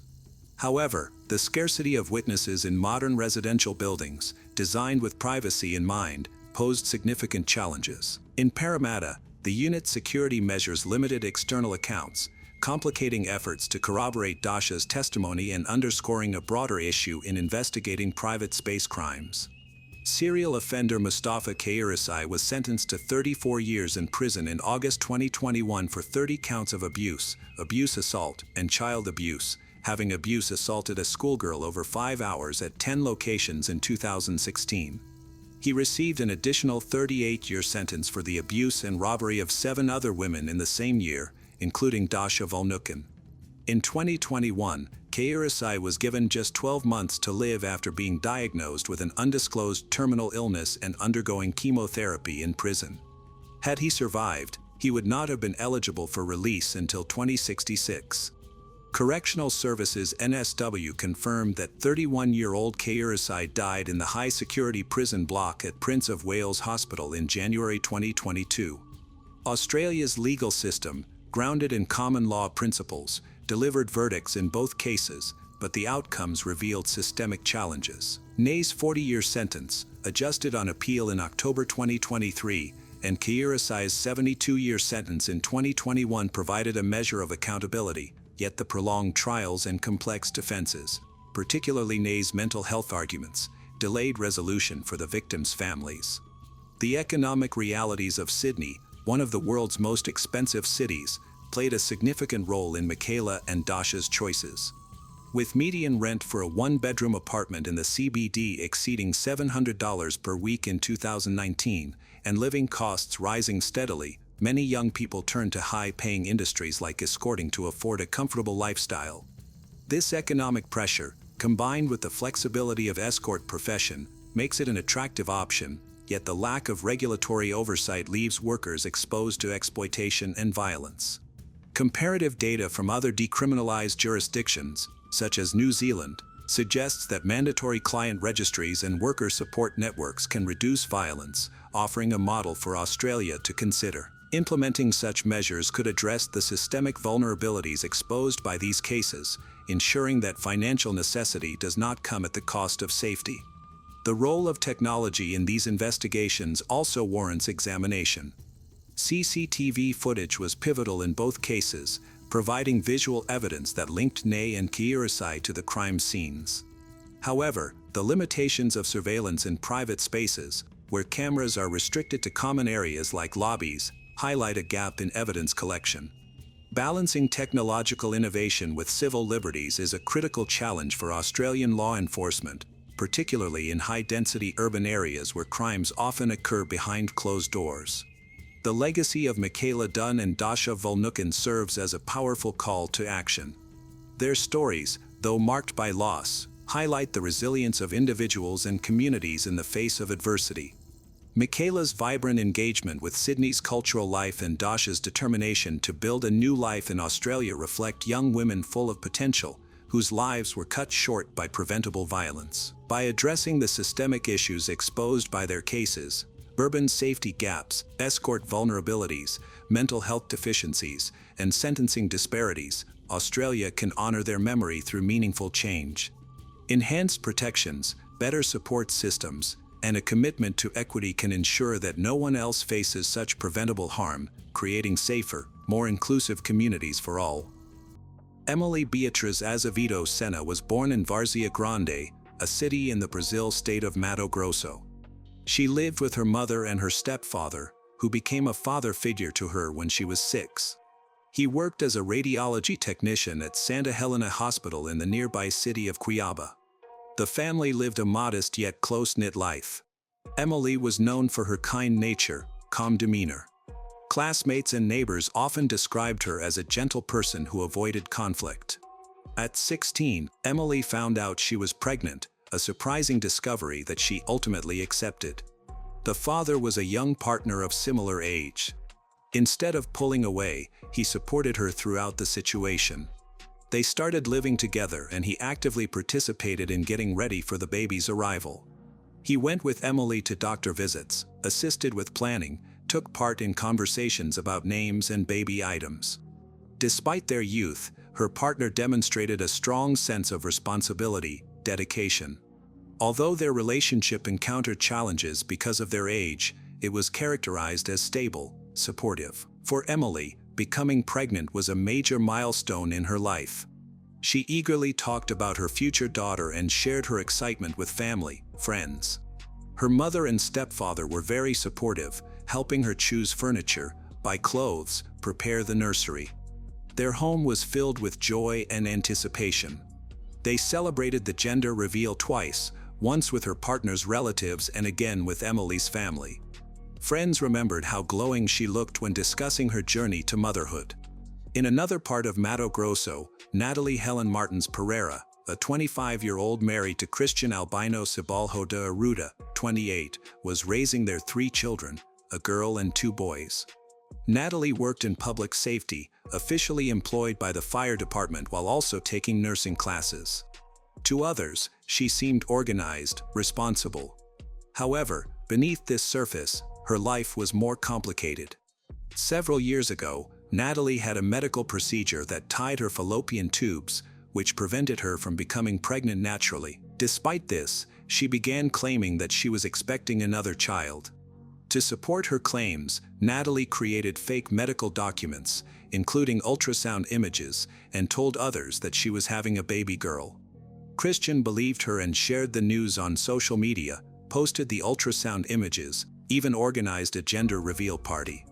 To make her story seem more convincing, Natalie often posted pictures of herself with what looked like a growing belly or loose clothing and explained her physical appearance as a sign of her impending delivery. In reality, this was all part of a carefully orchestrated and emotionally manipulative lie, a fake pregnancy that relied on fabricated evidence. Natalie not only staged a fake situation but also created an online identity. She joined various online groups for expecting mothers, where she pretended to be a helpful member who often offered items like baby clothes, diapers, and accessories to other moms-to-be. However, there was a catch: the items could only be picked up in person at her house, and the person collecting them had to come alone. This was a deliberate strategy where her online persona was used to make contacts and choose potential targets. No one in Natalie's close circle, neither Christian nor her family, realized that her cheerful demeanor was a meticulously crafted facade. She was intent on making her story a reality, regardless of the consequences.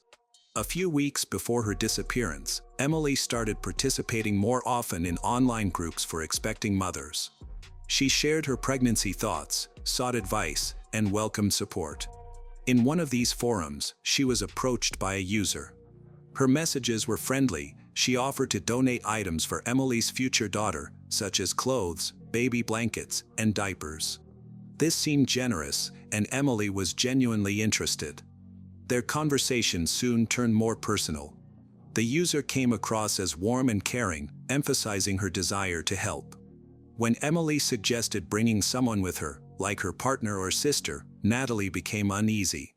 She mentioned that her street had many nosy neighbors, and she wanted to avoid attracting any attention. Although her responses were unclear, they didn't raise any major red flags. Emily talked it over with her family and initially decided against going by herself. However, she changed her mind after Natalie offered to send a driver to pick her up, saying the car would be from a ride-sharing service like Uber.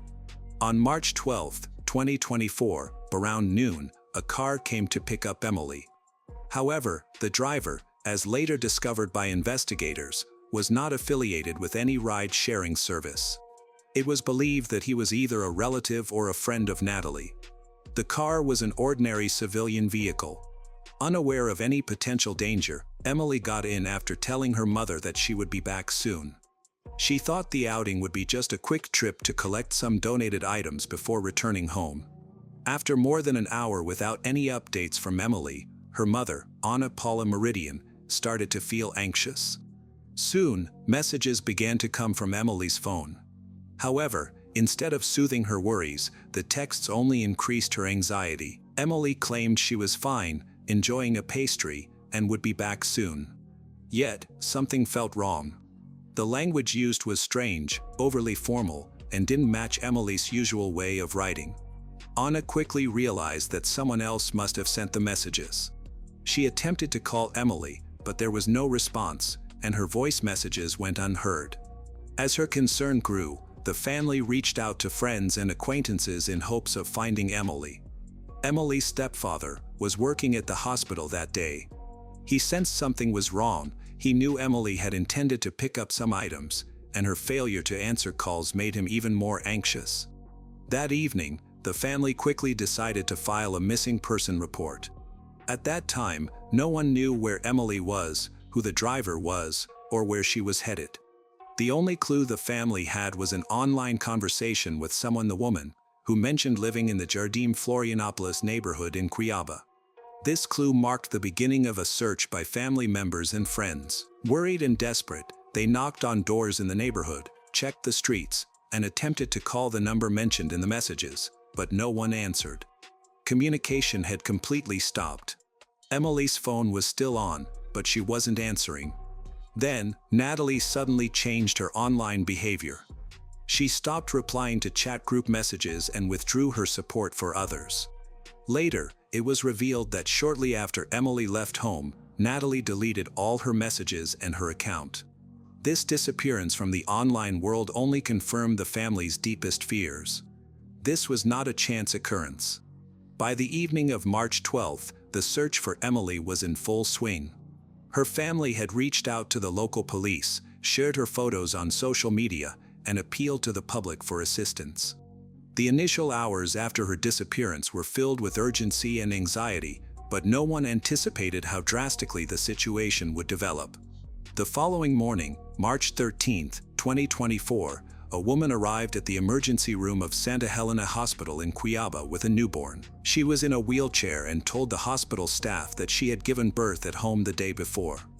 She described the labor as quick and straightforward, so she hadn't felt the need for medical help at that time. Now, she said, she was just there for a post-delivery checkup. The woman introduced herself as Natalie. That morning, the hospital staff member on duty was Emily's stepfather, a radiology technician. Although he did not know Natalie personally, he immediately sensed that something was wrong when he saw her. The previous evening, Emily had gone missing, and one of the primary theories suggested it was linked to a conversation she had with an online stranger who was offering baby items. Emily had previously mentioned to both her mother and her stepfather that she met someone online. She even shared a photo of her from the messaging app. Emily's stepfather immediately recognized the woman in the photo as the same person Emily had been talking to before she disappeared. Natalie was holding a newborn baby that the doctors believed had just been born. However, something seemed unusual. Her behavior and physical state did not align with what one would expect from someone who had recently given birth. There were no visible signs of pain, post-labor symptoms, bleeding, or trauma. Medical staff also found that she was not producing milk when she tried to breastfeed.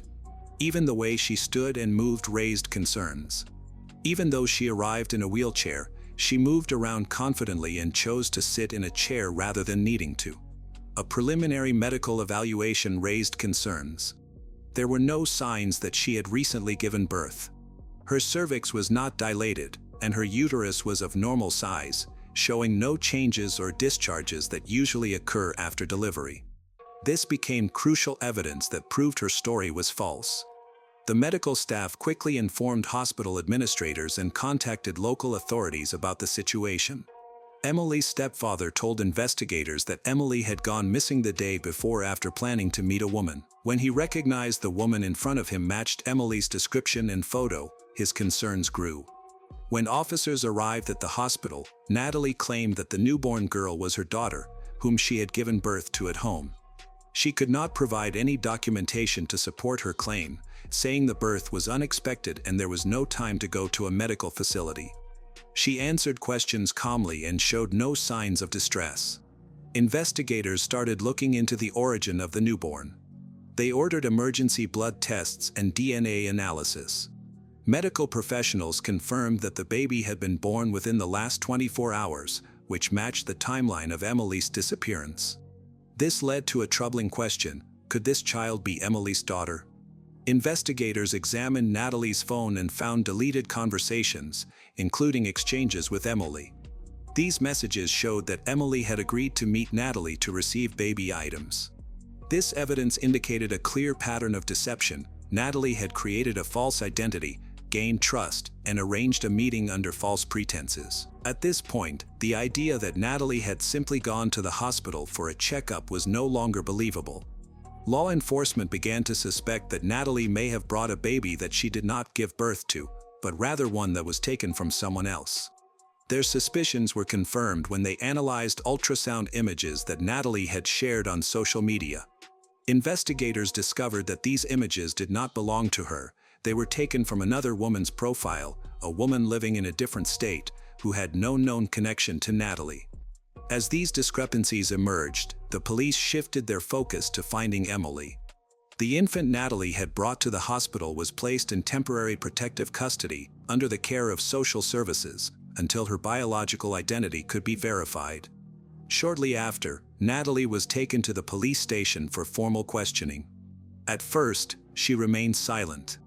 When directly asked about the child's origin, she gave vague answers, claiming that everything had been explained and that nothing wrong had occurred. Although she appeared calm and showed no signs of panic, her reluctance to provide a clear explanation led investigators to suspect that she was stalling. Only after investigators showed her the medical exam results, which disproved her claim of giving birth, along with the recovered text messages linking her to Emily, did Natalie change her story. She then shared her initial account of events. She claimed to have met Emily in online parenting groups and said that Emily was struggling in her relationship. Emily had thought about not keeping the baby. Natalie asserted that she offered to take care of the child and that Emily had agreed. However, law enforcement had doubts about this explanation. Emily's family strongly denied any claims that she intended to give up her daughter.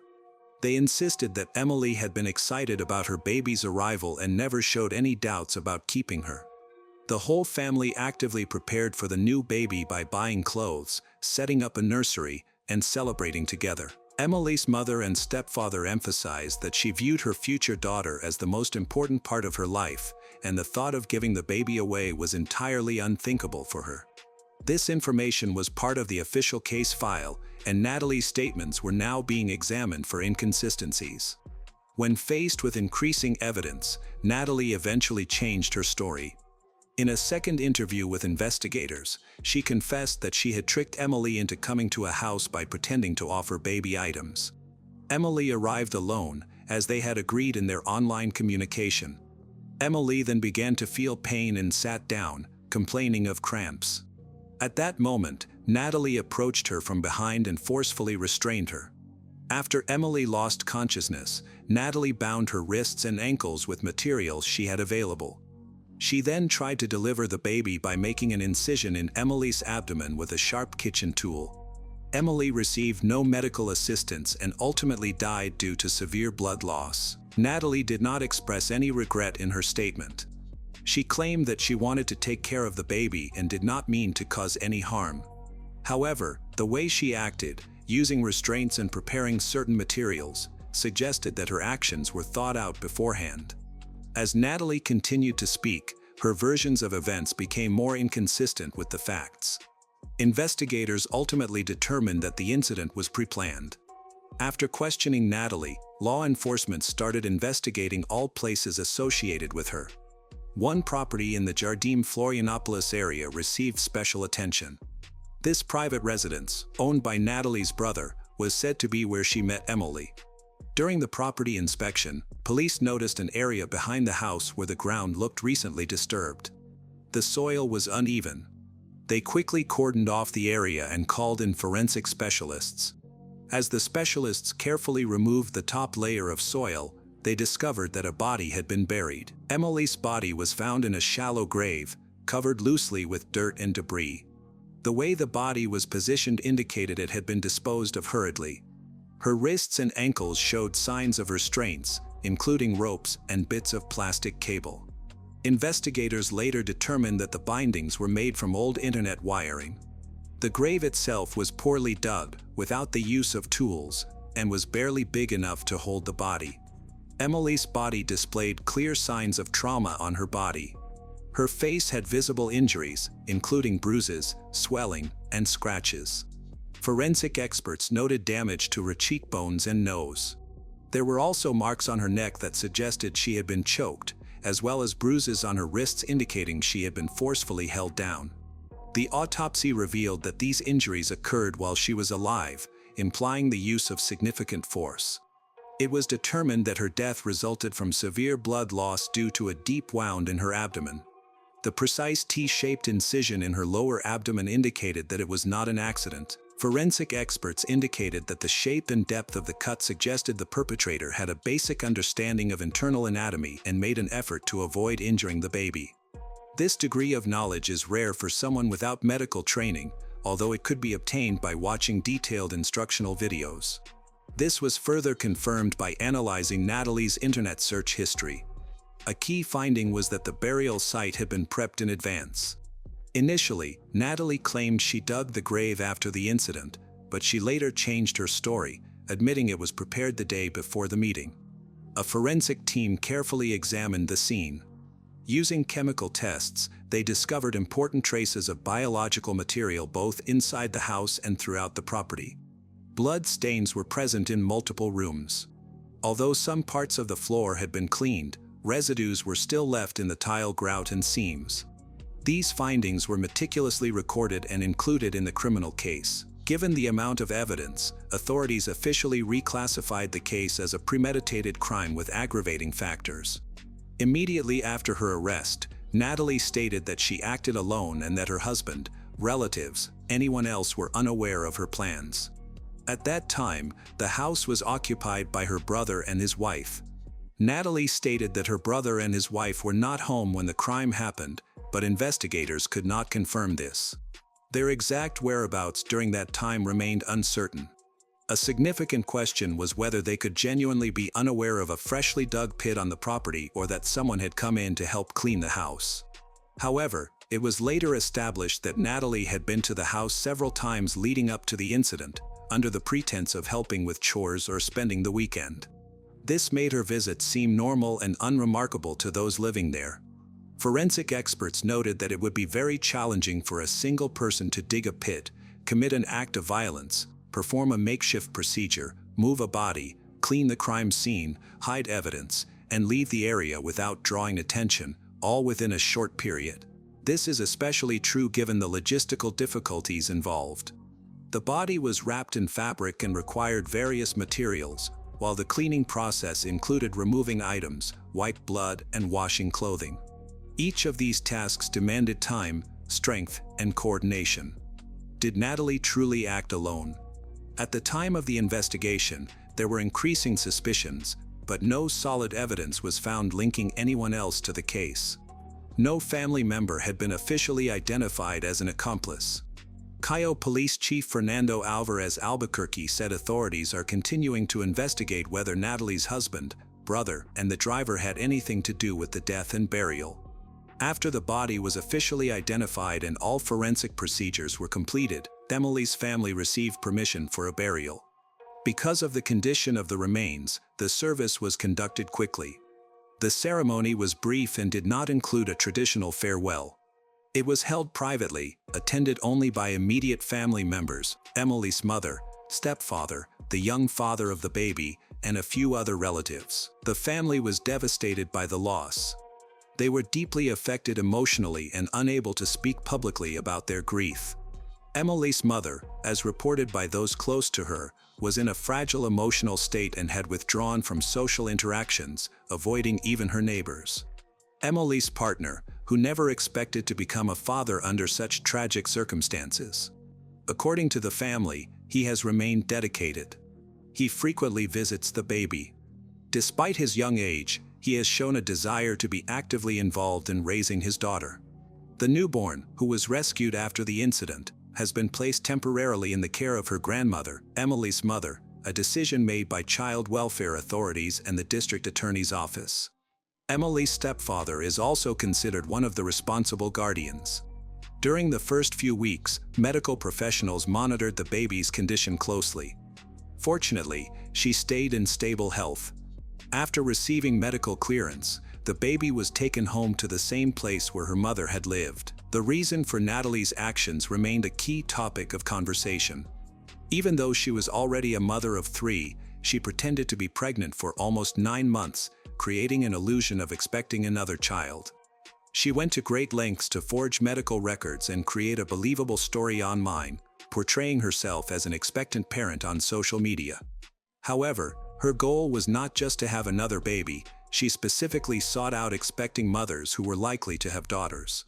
Her method of selecting targets, arranging the setting, and researching how to remove and take baby indicated that her actions were carefully planned. Natalie is still in custody, waiting for her trial. The charges against her are still active, and investigators believe the evidence supporting these charges is strong. Emily's case has gained significant attention and raised serious concerns, influencing how online interactions are perceived, particularly among vulnerable groups. On February 17, 2023, in Hexham, England, friends and family gathered to honor 15-year-old Holly Newton at her funeral. Holly was a beloved teenager, known for her kindness. Hundreds of mourners participated in a procession to Hexham Abbey to pay their respects. Holly's mother, Michaela Trussler, shared heartfelt memories of her daughter, stating, "Some people are just too good for this world, and Holly was one of them." Holly's white coffin, decorated with purple flowers and messages of sympathy, was carried along the high street by 4 black horses dressed in purple jackets, her favorite color. One message read, "Sleep tight, beautiful Holly, in the sky until we meet again. Love you forever." She was remembered as a bright, caring young woman with a promising future. Her family and friends described her as compassionate, someone who made a positive impact on everyone around her. Holly enjoyed spending time with friends and engaging in social activities, easily connecting with others thanks to her friendly personality. Holly met Logan MacPhail while participating in Army Cadets, a youth organization focused on military training and activities for young people. This setting often unites individuals with shared interests in discipline and teamwork, which likely helped them bond initially. Their relationship started like a typical teenage romance as they enjoyed each other's company and shared interests. However, as their relationship developed, it became increasingly troubled due to Logan's controlling behavior. Logan's controlling behavior became evident in several ways. He insisted on knowing where Holly was at all times and interfered with her social media by changing her passwords, limiting her ability to connect with others. This is a common sign of someone trying to dominate their partner. Holly's friends and family observed that she was becoming increasingly isolated. Despite these warning signs, Holly initially stayed in a relationship with Logan, which is often the case for teenagers who may not fully recognize the signs of an unhealthy relationship. Michaela mentioned that Logan was Holly's first and only boyfriend, that their relationship had typical teenage ups and downs. Logan spent weekends with Holly's family, and her mother and stepfather were unaware that he was putting on a facade when he visited their home. However, the issues in Holly and Logan's relationship continued to escalate. Eventually, Holly chose to end the relationship due to Logan's obsessive behavior. He struggled to accept the breakup, became even more fixated on her. Michaela observed that her caring and mature daughter was more emotionally developed than Logan, yet when Holly tried to break up with him, he resorted to emotional manipulation, which frightened her. Michaela said she didn't realize the extent of the turmoil Holly was experiencing at that time. Logan had become fixated on Holly, believing that if he couldn't have her, no one else could. She also noted that she didn't recognize the warning signs of his controlling behavior until it was too late, and she was unaware of the emotional distress Holly was facing while trying to break up with Logan. Logan's reaction to the breakup was intense. He started following Holly around town, attempted to control her life. On the night of January 26th, he appeared unexpectedly outside her house and had to be taken home by the police. Holly and her parents were planning to meet with the police to discuss their concerns about Logan, but a tragic event occurred. After Logan showed up at their home uninvited and insisted on speaking to Holly, her mother, Michaela, reached out to Northumbria Police for help. They scheduled a meeting for 4 p.m. on January 27th, but Holly requested to delay it so she could go out with friends after school. The meeting was postponed to the evening, but just hours before it was set to happen, a terrible incident occurred involving Holly. In the investigation of Holly's case, detectives uncovered disturbing CCTV footage that showed the moments leading up to her death. The timeline of events from the day after Logan appeared uninvited at Holly's home was pieced together. Unable to accept their breakup, MacPhail left his school early the next day, carrying a kitchen knife in his backpack. He took a bus to Hexham, waited for Holly to go into town. Dressed entirely in black, with a face mask and baseball cap to hide his identity, MacPhail followed Holly and her friends as they visited a leisure center for about 45 minutes. During this time, he also sent several voice messages to people close to Holly, trying to persuade her to meet him in person. After following Holly, McPhail, then 16, waited at a bus stop and asked to speak to Holly after she came out of the pizza shop. He then lured her into an alleyway and attacked her. McPhail inflicted 36 knife wounds, including 5 defensive wounds, in the attack earlier in the evening. When her friend heard her scream, he rushed out of the shop to help, but was also stabbed in the shoulder and leg. Shortly after 5:10 p.m. on Friday, January 27, 2023, the police were alerted about the serious assault of a boy and girl in the Priest Popple area of the town center. Emergency services arrived and found the two in a nearby alleyway with several stab wounds. They were both taken to the hospital. Despite the medical team's efforts, Holly died from 36 injuries. She had broken up with McPhail just 6 days prior to the attack. Holly's friend, whose identity is protected for legal reasons, received treatment and was later discharged. Officers quickly arrested 16-year-old Logan McPhail at the scene after he was held by courageous bystanders in a bus shelter. The camera footage shows him identifying himself and naming his victim when the police arrived. He then made what appeared to be a confession, saying she was being too horrible to him, while speaking with an officer in the back of a police van. McPhail later refused to share his date of birth, claiming he can't read or write, he know nothing. After the attack, McPhail was charged with killing Holly Newton and injuring another 16-year-old. During police interviews, McPhail showed a disturbing lack of emotion and admitted that he intended to kill Holly, claiming it was because she treated him horribly.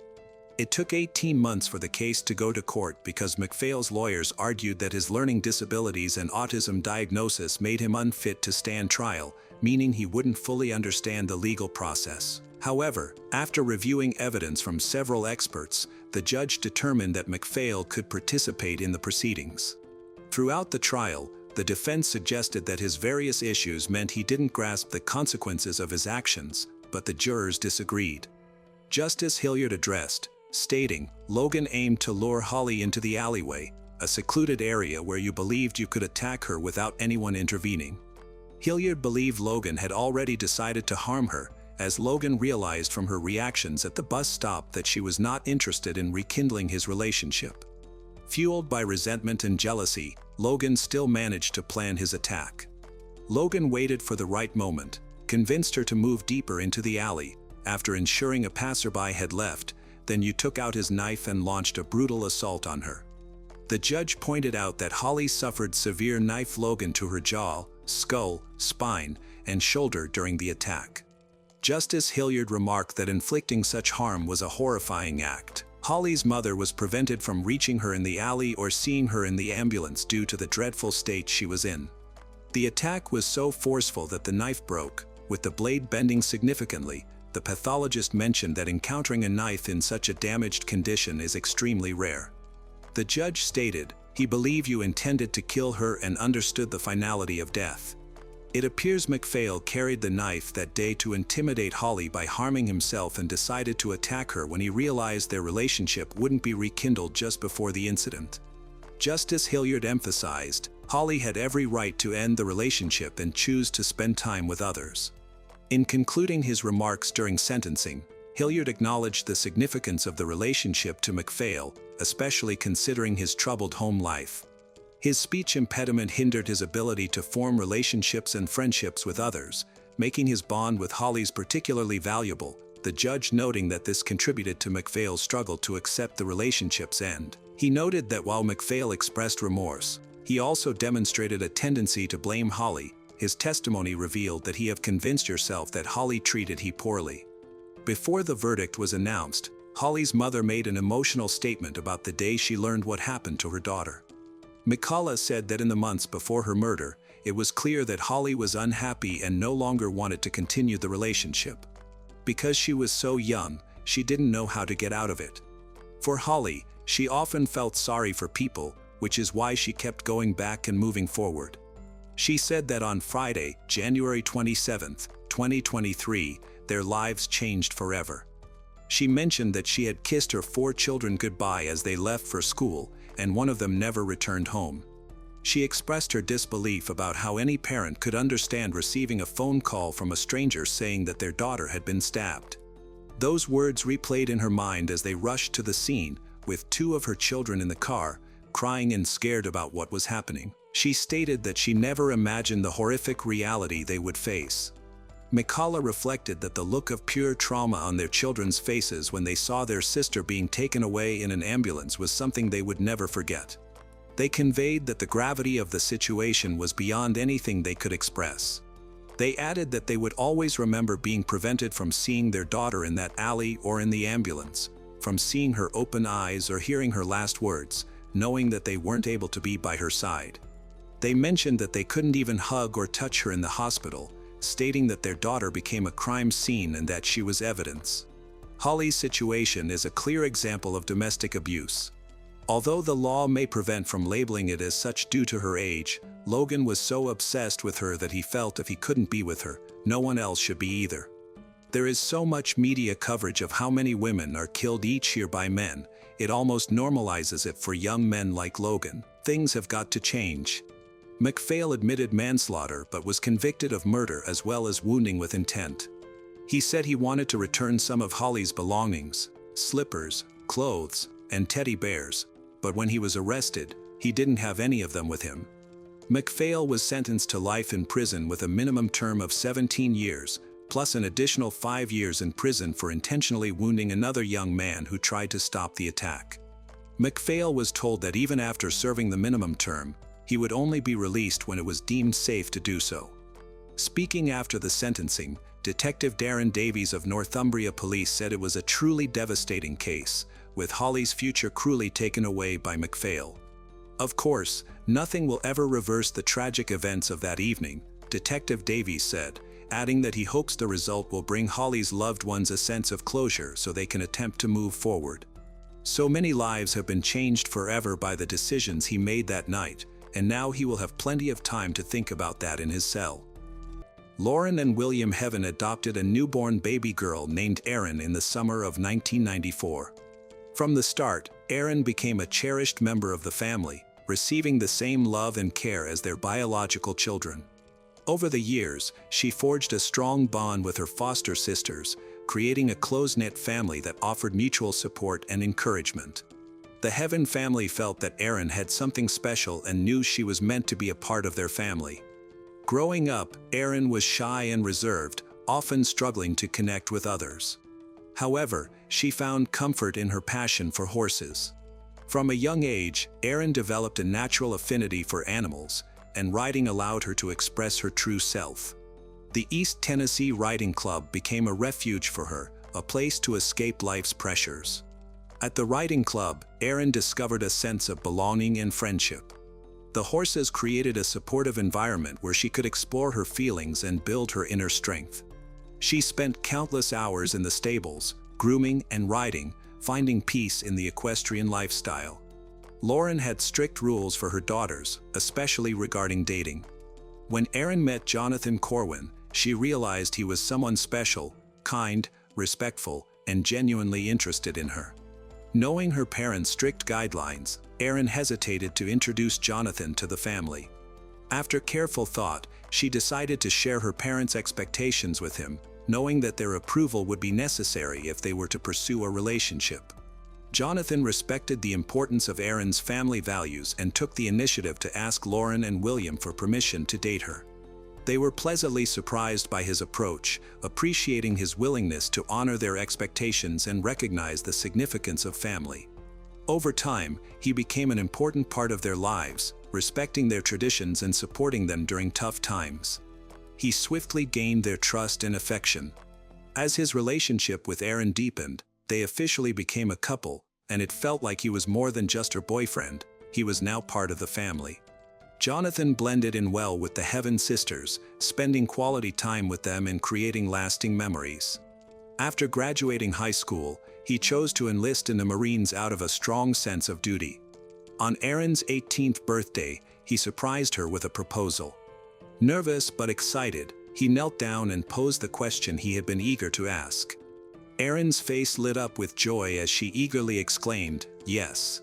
Lauren and William were thrilled for their daughter, confident in the strength of her relationship with Jonathan and believing he was the right choice for her. However, they were also aware of the sacrifices and challenges that come with being a military spouse. They worried about their daughter, knowing there would be times when she would be away from her family and that they would miss her deeply. Aaron and Jonathan got married in Las Vegas after the Marine Corps Ball. After Jonathan finished basic training, he was stationed at the 29 Palms Marine Base in California. In 2013, while there, Aaron and Jonathan learned they were expecting their first child. Sadly, just a few months later, they lost the baby. The news was devastating for both of them, particularly for Aaron.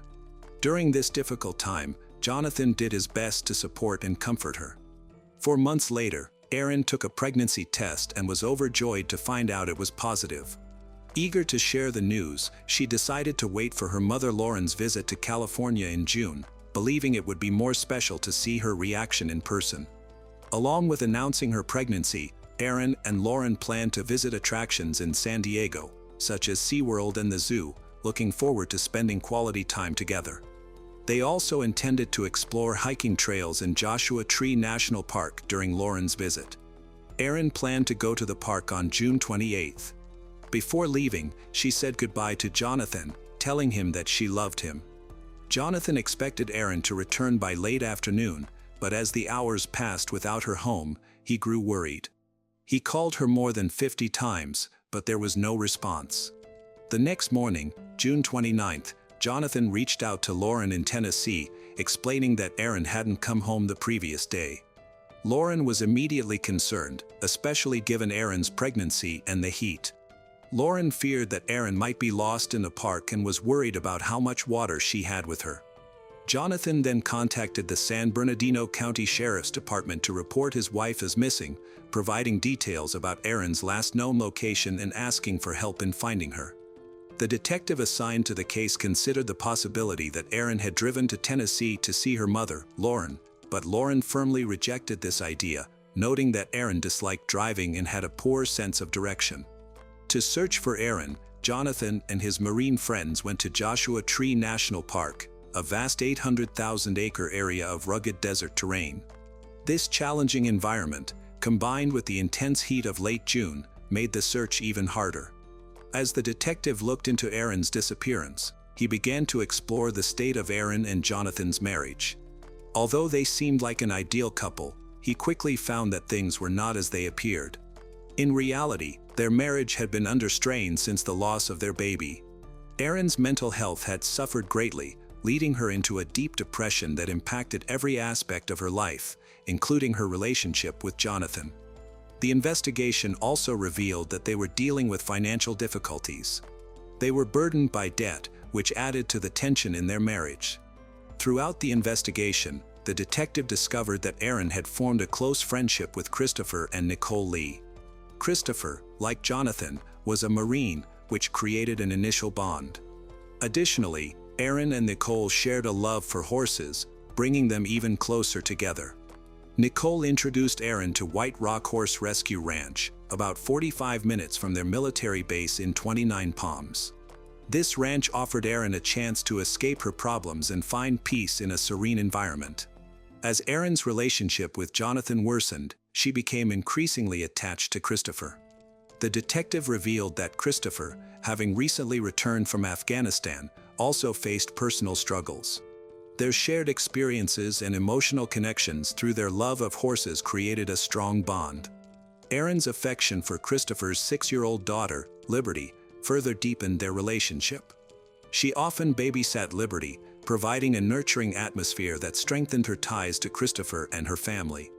Aaron and Christopher spent hours working together at the horse ranch, and initially, it seemed innocent. However, over time, they developed a romantic connection, which caught the attention of Nicole, Christopher's wife. She informed Jonathan, Aaron's husband, that she suspected an affair between Aaron and Christopher.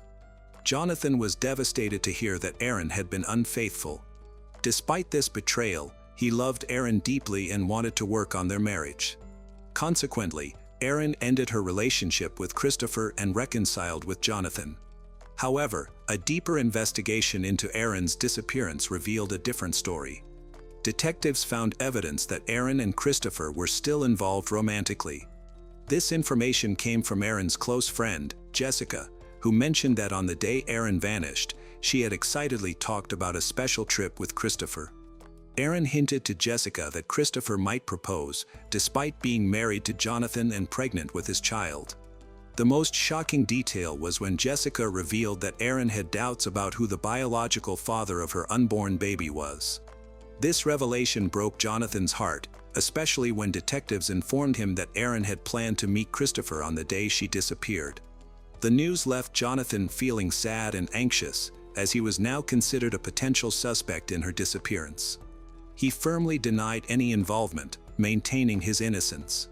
On June 28, the day Aaron went missing, a woman driving near the entrance to Joshua Tree Park noticed a car parked by the roadside.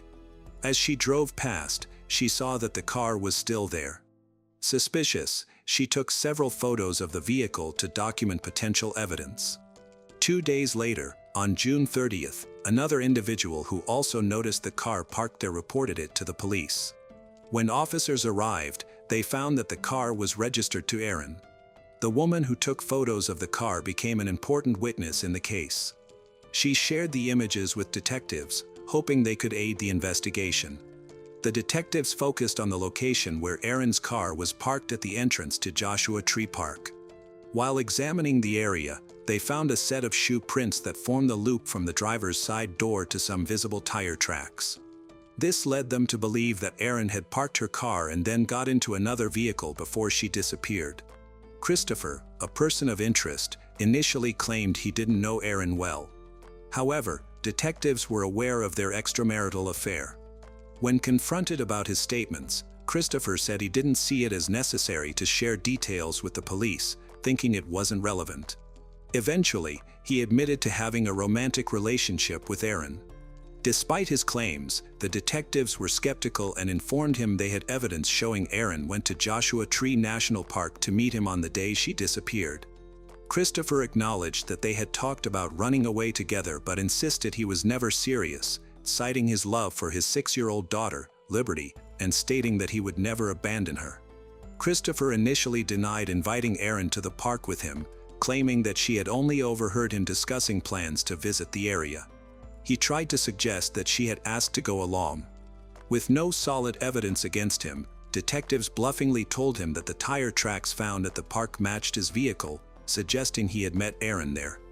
This made Christopher nervous, and he confessed that he might have entered the area where Aaron had parked her car, but he claimed he never saw her on the day she vanished. The detectives shifted their attention to the White Rock Horse Rescue Ranch, where Aaron often volunteered to care for horses. They interviewed the ranch owner, who revealed that on the day Aaron disappeared, Christopher's wife, Nicole, had sent a text stating that Christopher wouldn't be at work because he was sick.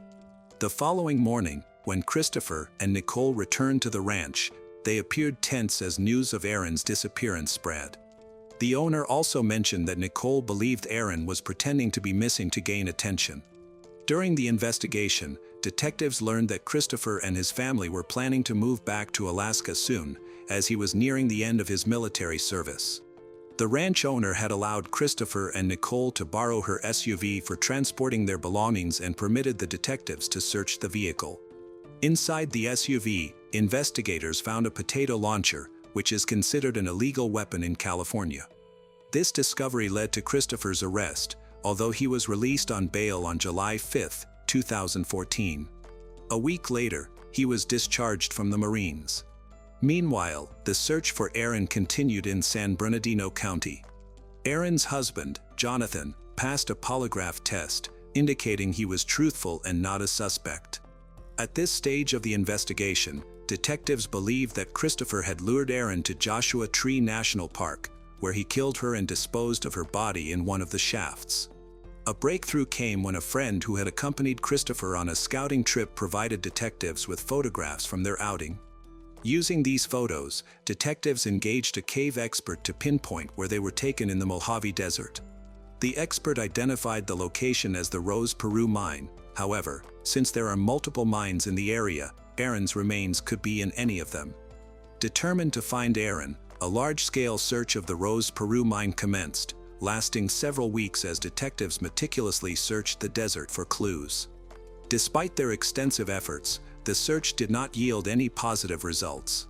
Throughout this process, the detectives remained hopeful for closure and justice for Aaron. On August 14, 2014, while searching for a missing woman, a member of the San Bernardino Cave Rescue Team noticed a strong smell of gas coming from a mine. The team quickly sent someone down the mine shaft to investigate. Inside, they found a human leg, prompting them to swiftly recover the body. Along with the body, they collected several pieces of evidence, including a makeshift torch made from a skirt, a propane tank, and a bottle of Sprite, which were important for the investigation. The body was then taken to the medical examiner's office for an autopsy. The examination revealed that the remains were those of Erin Corwin. Further investigation showed that she had a garrote wire around her neck, indicating she had been strangled. A garrote is designed to restrict airflow by putting pressure on the throat or windpipe and usually consists of a handle and a flexible wire. Based on the evidence found at the scene, an arrest warrant was issued for Christopher Lee, charging him with first-degree murder in connection with Erin's disappearance and death. During the trial, multiple witnesses testified that Christopher had expressed interest in how to dispose of a body in the weeks before Erin went missing. Their testimonies bolstered the prosecution's case against him. One of his friends recalled seeing a white propane tank in his car that was similar to the one found with Erin's body. When asked about the propane tank, he allegedly stated that he planned to blow up a mine. A close friend of Erin testified that Erin was in love with Christopher and intended to leave her husband, Jonathan, for him. On the day Erin disappeared, she was excited about a special trip to Joshua Tree National Park with Christopher. During Christopher's trial, a DNA expert from the crime lab testified about evidence found at the scene. The expert revealed that the green t-shirt, which was used to make a homemade torch found near Erin's body in the mine, had Christopher's DNA on it. Additionally, DNA from both Erin and Christopher was found on a swab taken from the mouth of a Sprite bottle discovered beside Erin's body. The prosecution's theory in Erin's murder case was that Christopher took her to Joshua Tree National Park under the pretense of a romantic getaway but with harmful intentions. They claimed that Christopher met Erin at the park entrance and convinced her to get into his car. Instead of driving her to scenic spots or hiking trails, he allegedly took her to the Rose Peru mine. There, he is accused of strangling her with a garrote and then disposing of her body in the mine shaft. To eliminate any evidence linking him to the crime, he attempted to blow up the mine using a homemade torch made from his t-shirt and a propane tank. His goal was to destroy Erin's body and any evidence against him. However, for unknown reasons, he ultimately did not carry out the explosion. Christopher testified in his own defense, explaining to the jury that he had always intended to leave the United States Marine Corps by June 2014 to start a new chapter in his life. He also mentioned that he planned to break up with Erin and move to Alaska with his wife and daughter. On June 28, he had organized a hunting trip with Erin, hoping it would provide an opportunity for an open conversation. Christopher picked Erin up at the entrance of the park and drove her to the Rose Peru mine, a remote area known for its beauty. However, Erin expressed concerns about the location's safety and decided to stay in the car while Christopher unloaded his supplies. Once back at the car, where Erin was listening to music, they began to talk. Christopher told Erin about his plans to relocate to Alaska, and she expressed a desire to join him, emphasizing her wish to be part of his daughter's life. However, Christopher held a troubling perspective. He believed that his wife, Nicole, had discovered their daughter was being abused and that Erin was responsible. While sitting in the car near the mine, he confronted Erin about whether she had touched his daughter inappropriately. Erin became visibly nervous and, while stuttering, admitted to the abuse, which deeply upset Christopher and made him determined to protect his daughter. Christopher admitted to the jury that learning of the abuse filled him with anger towards Erin. Concerned for his daughter's safety, he left the truck to retrieve his garrote, intending to punish Erin for her actions. He then strangled her to death and dragged her body into the mine shaft to ensure she would not be found. Christopher Lee was found guilty of Erin Corwin's murder and sentenced to life in prison without the possibility of parole. Erin's husband, Jonathan Corwin, strongly denies Christopher's claim that Erin abused Christopher and Nicole's daughter. The detectives and prosecutor involved in the case have expressed their disbelief and disgust at these allegations, asserting that anyone who knew Erin would understand she was incapable of harming that child. Hello again, true crime fans. We've got another mysterious case to explore. The case of Alan Helmick. Alan Helmick, born in 1946 and raised in Colorado, developed a passion for sports, especially baseball, from an early age. After completing his education, he married his teacher, Sharon. Together, they raised a family, welcoming 3 daughters and a son. Alan became a successful businessman, starting a real estate company and then expanding into retail and the automotive industry, which helped his family thrive. Sharon was a devoted homemaker, taking care of the family. Their seemingly perfect marriage lasted for 30 happy years until tragedy struck in January 2003, when Sharon suddenly died of a heart attack. This loss was the deepest shock of Alan's life. He struggled with grief and depression for a long time. Even 2 years later, in 2005, the pain of her death still affected him. To cope, Alan focused on supporting his children and began taking ballroom dance classes, pursuing the dream that Sharon had wanted to share with him just before her death. During the classes in Grand Junction, Alan met Miriam Giles, a 48-year-old dance teacher who had recently moved to Colorado. Miriam had also suffered a great loss. Her daughter had died of an overdose in 2000, which was ruled an accident. Unable to bear the pain, Miriam's husband took his own life while she slept next to him. Hearing her story deeply affected Alan, as he could empathize with her pain, and their relationship blossomed into a romance. After a few weeks of getting to know each other, Miriam moved into Alan's home. They lived together for a few years before getting married in 2006 and started looking for a new place to live. Miriam, a horse enthusiast, convinced Alan to buy a large plot of land with a stable. They eventually found a location that was ideal for Alan, as it allowed him to run his business from an office closer than before. He showed his love for Miriam by showering her with gifts. From the outside, Alan and his wife appeared to be a happily married couple. However, Alan's daughter was concerned about the pace at which their relationship was progressing. Despite this worry, both Alan and Miriam seemed genuinely happy. On the day of the dance competition, Miriam felt unwell. While Alan was busy processing documents and signing papers, she frequently went to the bathroom. Eventually, she walked out to the parking lot where Alan was waiting in his car. Miriam wanted to get some things from the trunk.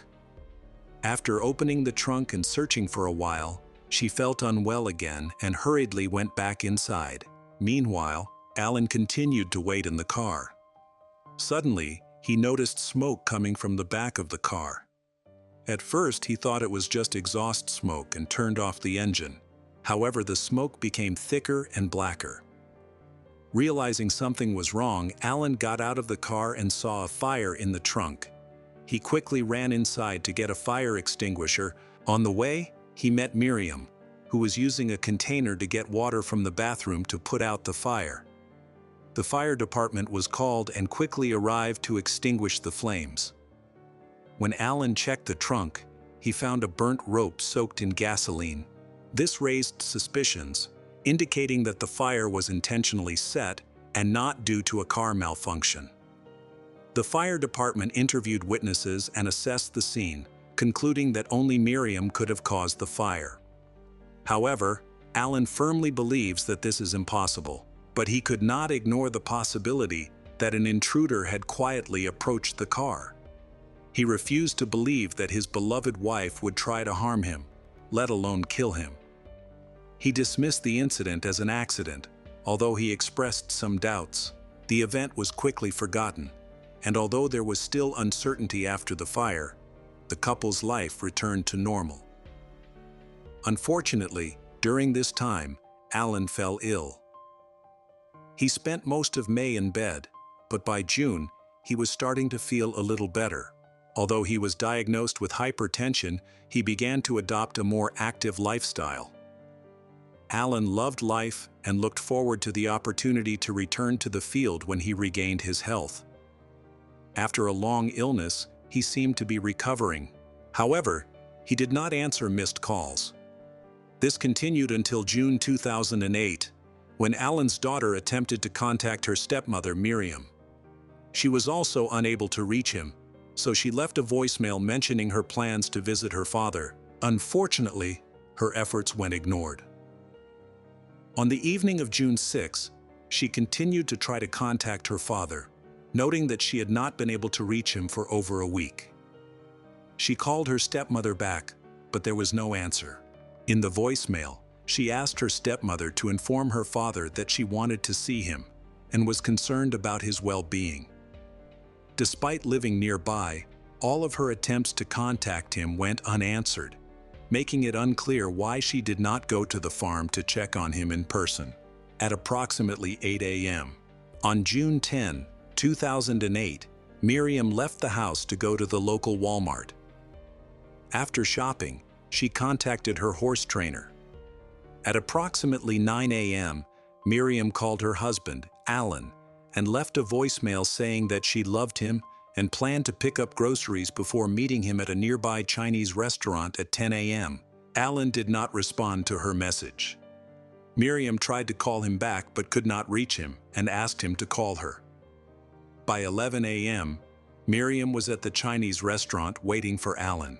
After about 15 minutes, she called him a third time, feeling increasingly anxious and upset that he did not answer. She decided to go home with her groceries. As she entered the laundry room from the garage by her usual route, she was surprised to see an overturned trash can. When she looked around the corner, she saw Alan's legs sticking out. Miriam saw her husband lying motionless on the floor, which frightened her. She dropped her belongings, began to cry, and immediately called the police. She told them that she had returned home from shopping and found her husband dead in the living room. Although she was initially certain that Alan was dead, she followed the operator's instructions to perform CPR. However, she felt it was in vain because he was unresponsive. A patrol car arrived at the Miriam family home. The police found Alan lying on the floor. The officer noted that Alan was cold to the touch and had no pulse. There was blood nearby, and the officer observed several open cabinet drawers and a trash can that had been knocked over. A .25 caliber shell casing was also found. When his wife Miriam was taken away from the scene for questioning and photographs, the police found it odd that she was completely clean, despite her claim that she had attempted CPR on her husband as requested. When questioned, Miriam admitted that she had washed her hands after administering first aid. However, the kitchen sink was found to be completely clean and dry, leading the police to believe that she had lied. They suspected that she had not actually tried to help her husband and had only pretended to do so during the phone call. In addition, her calm and even cold demeanor only added to the police's suspicions. Miriam, who has now been taken to the police station for further questioning, recounted the events of that tragic day from the beginning. She confirmed that she had woken up early, made coffee, and talked to her husband on the terrace. They discussed their plans for the day. After the conversation, she took a shower and made the final adjustments to her shopping list before going out to buy household items. It was a normal day, and she had called her horse trainer and, following his advice, bought carrots for the animals. When she first tried to call her husband, he did not answer, which was unusual for him. After the third call, she became alarmed and slightly angry. When she returned home, she found her husband lying on the floor. Confused as to what had happened, she immediately called the police. Miriam mentioned that Alan's son, Alan Jr., was at their house and had left for work around 6 a.m. The conversation then turned to Alan Jr., who had been living in their house for several weeks. He would come home after his shift. Alan Jr. had a separate room and used a different entrance to his room.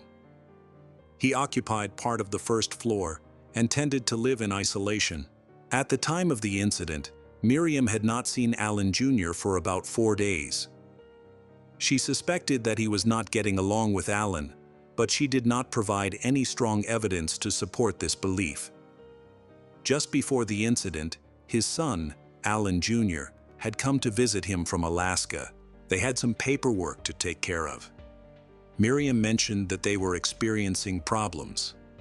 However, at the last minute, things took an unexpected turn. Alan had banned his son from coming and warned Miriam to call the police if Alan Jr. showed up at their house. Miriam said that Alan Jr. was in a dispute over the ownership of the stove and that his father had spoken out against him. This situation contributed to the deterioration of the relationship between father and son, and they did not see each other.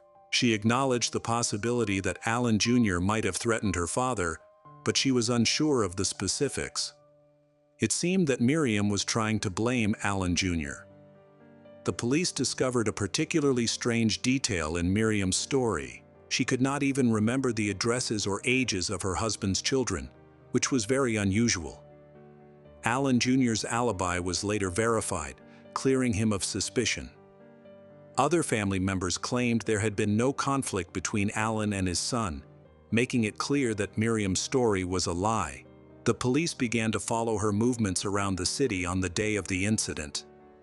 They found it strange that she made some unusual trips, especially when she went across town just to buy a bag of carrots, which was clearly not enough for their horses. They pointed out that the vegetables could easily have been purchased at Walmart. This behavior led the police to suspect that she might be trying to create an alibi to explain her long absence from home. Miriam became the prime suspect.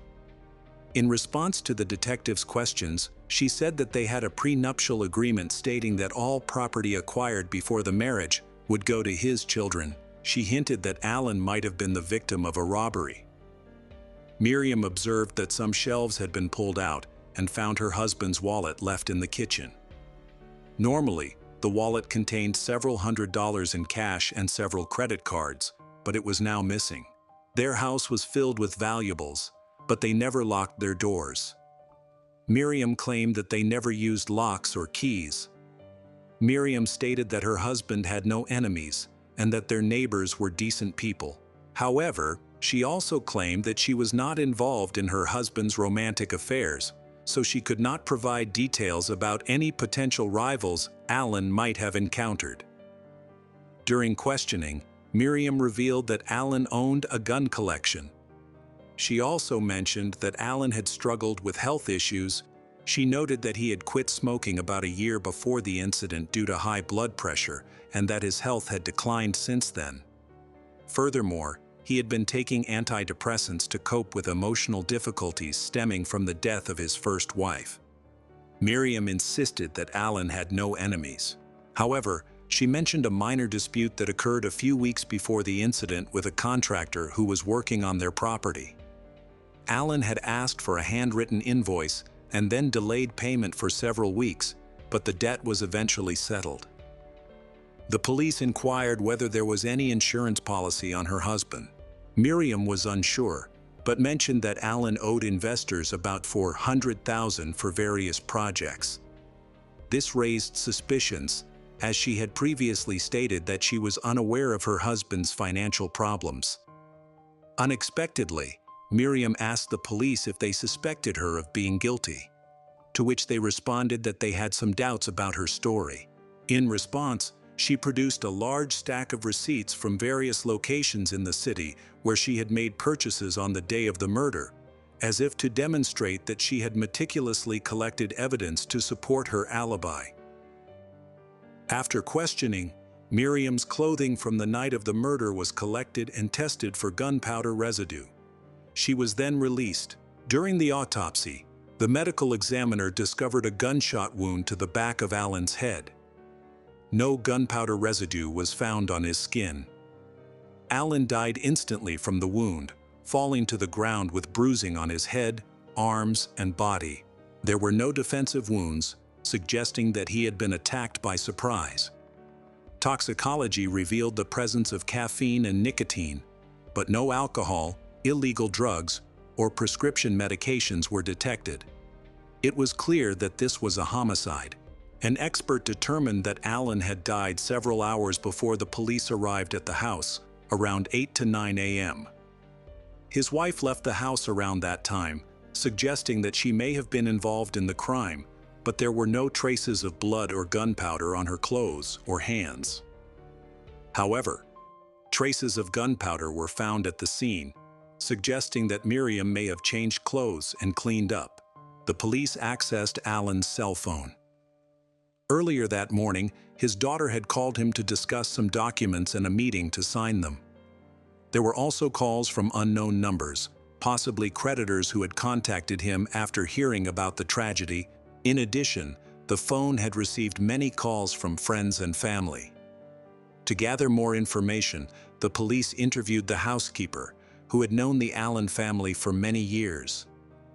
The housekeeper had cleaned the house and had met Allen before his first wife died. She recalled that she had last been to their home on June 9, 2008, just one day before the murder. She confirmed that the door was usually unlocked, allowing her to enter and begin cleaning as usual. However, she noticed that Allen was acting unusually. He was normally very talkative, but that day he ignored her presence and did not even greet her. He seemed very nervous and did not make eye contact when he sat down at the table. Shortly after, a strange man arrived, leading her to believe that there was a problem in the couple's relationship. Unfortunately, she was unable to provide any further useful information. The police decided to look into Miriam's background and discovered some interesting information. After the tragic deaths of her daughter and husband, she faced legal troubles that forced her to sell her assets to settle lawsuits. When the police spoke to a family member, they learned that there were indeed financial problems, largely due to Miriam's extravagant spending habits. Allen was a successful businessman who provided generously for his children, but the purchase of a horse stable and a dance studio, along with the high cost of maintaining the horses, had left them financially devastated. The situation became even more suspicious when, on the same day his car caught fire, Miriam discovered that he had sold his business to pay off debts and had just received the money before they set off. Interestingly, Miriam had excused herself to go to the bathroom just before the fire broke out.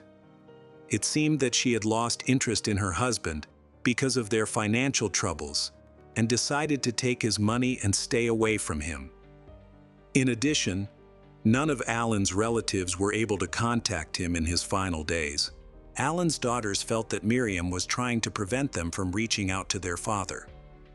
The more the police spoke to Allen's relatives, the more inconsistencies and falsehoods they discovered in Miriam's testimony. At the time, the police believed that Miriam had a financial motive. However, Miriam claimed that she did not benefit from her husband's death due to their prenuptial agreement.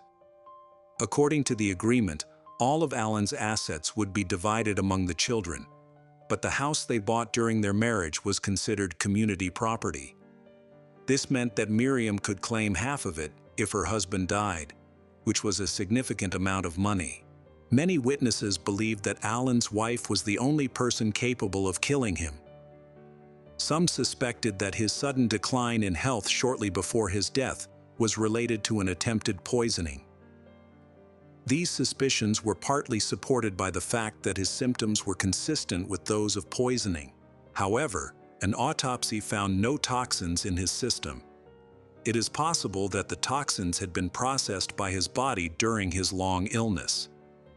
Additionally, another daughter of Allen, who had been living with her father and stepmother for some time, observed Miriam using Allen's mobile phone without permission. Allen's daughter believed that Miriam had disconnected the phone, preventing Allen from contacting his family. This behavior became apparent during the time when Allen's relatives were unable to reach him. The police investigated the deaths of Miriam's daughter and her ex-husband, Jack Giles, and found them to be highly suspicious. The daughter died of a drug overdose, but it is unclear how she obtained the fatal dose. She had a close relationship with her father, but was estranged from her mother, which contributed to Jack's depression. He died 2 years later under unusual circumstances. He had been shot in the right side of the head, although he was left-handed. During this time, Miriam was the sole beneficiary of life insurance policies for both her daughter and Jack, leading the family to suspect a connection between their deaths. Miriam quickly received and spent the insurance money, but 6 months later, a court ordered her to give half of Jack's insurance money to his child from a previous relationship. After Jack's death, Miriam left Florida for Colorado, where she married Alan Hemlick. A disturbing development arose when it was revealed that she had a history of fraud, including attempts to cash counterfeit checks and being implicated in several burglaries. When police investigated her background, they discovered a long history of legal troubles in various states, where she had used multiple false identities to engage in illegal activities. Although she claimed that she would inherit nothing but the house if Alan died, police discovered a $250,000 life insurance policy in his name. Furthermore, shortly before Alan was murdered, Miriam attempted to increase the coverage to $2 million. However, when she tried to claim the money after Alan's death, she was informed that she could not do so because he had been late with his payments earlier in the year. The payment issue arose because Miriam had restricted Alan's use of his cell phone, causing him to miss payment reminders. 2 weeks after the murder, Miriam's best friend reported some disturbing experiences. Miriam called, sounding frightened, and explained that someone had broken into her home while she was at work. A friend offered her a place to stay. The next day, they decided to go to Alan's house together. There, they discovered a yellow envelope with a postcard hidden under the carpet. The postcard, written in a scrawl with many errors, ominously stated that Alan was the next victim, not the last, in Miriam's life. Feeling threatened, Miriam quickly contacted her lawyer. Although she feared for her life, she expressed concern that the letter writer might return to her home. She also mentioned seeing strange cars parked nearby and hearing unusual noises the night before the murder. Police examined the note and found it was written on a rare type of postcard, which led them to the place of purchase. Within days, they had surveillance footage confirming that Miriam had bought the postcard and sent it to herself. The store clerk even remembered her. The investigation revealed that Miriam had harmed her own parents. First, she robbed her father and even burned down his house. Then she went to her mother's house, who lived in another state, and robbed her before fleeing to Mississippi. Miriam had also stolen from Alan several times, leading to suspicious transactions on his account. A bank employee noticed these irregularities and tried to inform Alan, but he was unaware of the situation because his wife had hidden her phone. It was discovered that more than $140 had been withdrawn from Alan's account, although he had not made any significant purchases. This was unusual, as all of his associates stated that Alan often planned large purchases in advance and discussed them with his accountant. The day before his death, Alan appeared very upset, perhaps because he had learned about the unauthorized withdrawals, which could have caused him considerable stress. Could this situation have led to a murder? When the police decided to arrest Miriam for the murder, they discovered that she had left Colorado and was staying at her son's house in Florida. Miriam had taken her belongings from Alan's house with her. She quickly registered on a dating website, stating that she was looking for a wealthy man who earned at least $500,000 a year to meet her needs. During the investigation, police found several searches on Alan's computer related to horse euthanasia. There were numerous searches for medical drugs used for this purpose, including dosages of sleeping pills and poisons, along with information about their dangers. This was concerning because Alan had nothing to do with horses. It was his wife who cared for them. It appeared that she was the one searching for this information, raising suspicions that Alan may have been the victim of poisoning. Police suspicions were confirmed when it was learned that Miriam's family had no sick horses that needed euthanasia. On November 8, Miriam Giles was arrested and charged with first-degree murder. The prosecution, had a substantial amount of evidence for the case, but relied heavily on circumstantial evidence. It is believed that Miriam had been trying to kill her husband for a long time. She was also suspected of attempting to blow up Alan's car while he was inside it. This incident may have prompted the police to begin their investigation. At the time, the film No Country for Old Men was popular, featuring a villain who blows up a car. The prosecution theorized that Miriam had been inspired by the film and attempted to kill Alan in a similar manner. A DVD of the film was actually found in their home. On December 12, 2008, bail was set at $2 million, and Miriam remained in jail. It was discovered that she had used several forged documents, including a passport and a driver's license. The prosecutor insisted that her entire life had been based on deception. Many of her statements during interviews were presented to the jury, along with numerous instances of her lying and her extensive criminal record that contributed to Alan's death. However, the prosecution relied heavily on circumstantial evidence to support the murder charge. The defense argued that there was no concrete evidence that Miriam used a gun to shoot her husband, and that the murder weapon was never found. After witnessing the defense's desperate attempts to prove Miriam's innocence, the jury ultimately found her guilty. Miriam Giles was convicted of first-degree murder and arson of her father's house, in addition to multiple counts of document forgery. After a brief deliberation, the court sentenced Miriam to 108 years in prison. The prosecutor's office then attempted to charge her with the murder of her first husband, Jack, as she was the prime suspect. However, the evidence gathered during the investigation was deemed insufficient, and no charges were filed. At around 4 p.m. on Friday, April 15, 2011, in Lorgues, France, 27-year-old Alexander Durand was on his way home when he received a call from his younger sister, Séverine. She was a high school student, and the siblings had a close relationship, often calling each other. However, today she called not to share good news or weekend plans. Instead, she informed him that their mother, Colette, had not picked her up after school as she usually did. The day before, Séverine had been with their father, who had taken her to school in the morning. She had tried calling their mother multiple times, but her calls went unanswered. This was unusual because their mother was normally very responsible, and there was no reason for her not to come and pick up her daughter. Séverine was worried that something might have happened, such as an accident. She advised Alexander to check the situation and visit their mother's house. Alexander was also worried, so he called his mother several times, but received no response. Finally, he decided to visit his mother's house himself. When Alexander arrived, Séverine was already there, but she was still very anxious, even more than before. She was in the house with the gendarmes, and what they discovered was very concerning. Colette's car was parked in the driveway, the doors were unlocked, and the keys were in the ignition. 52-year-old Colette had vanished without a trace.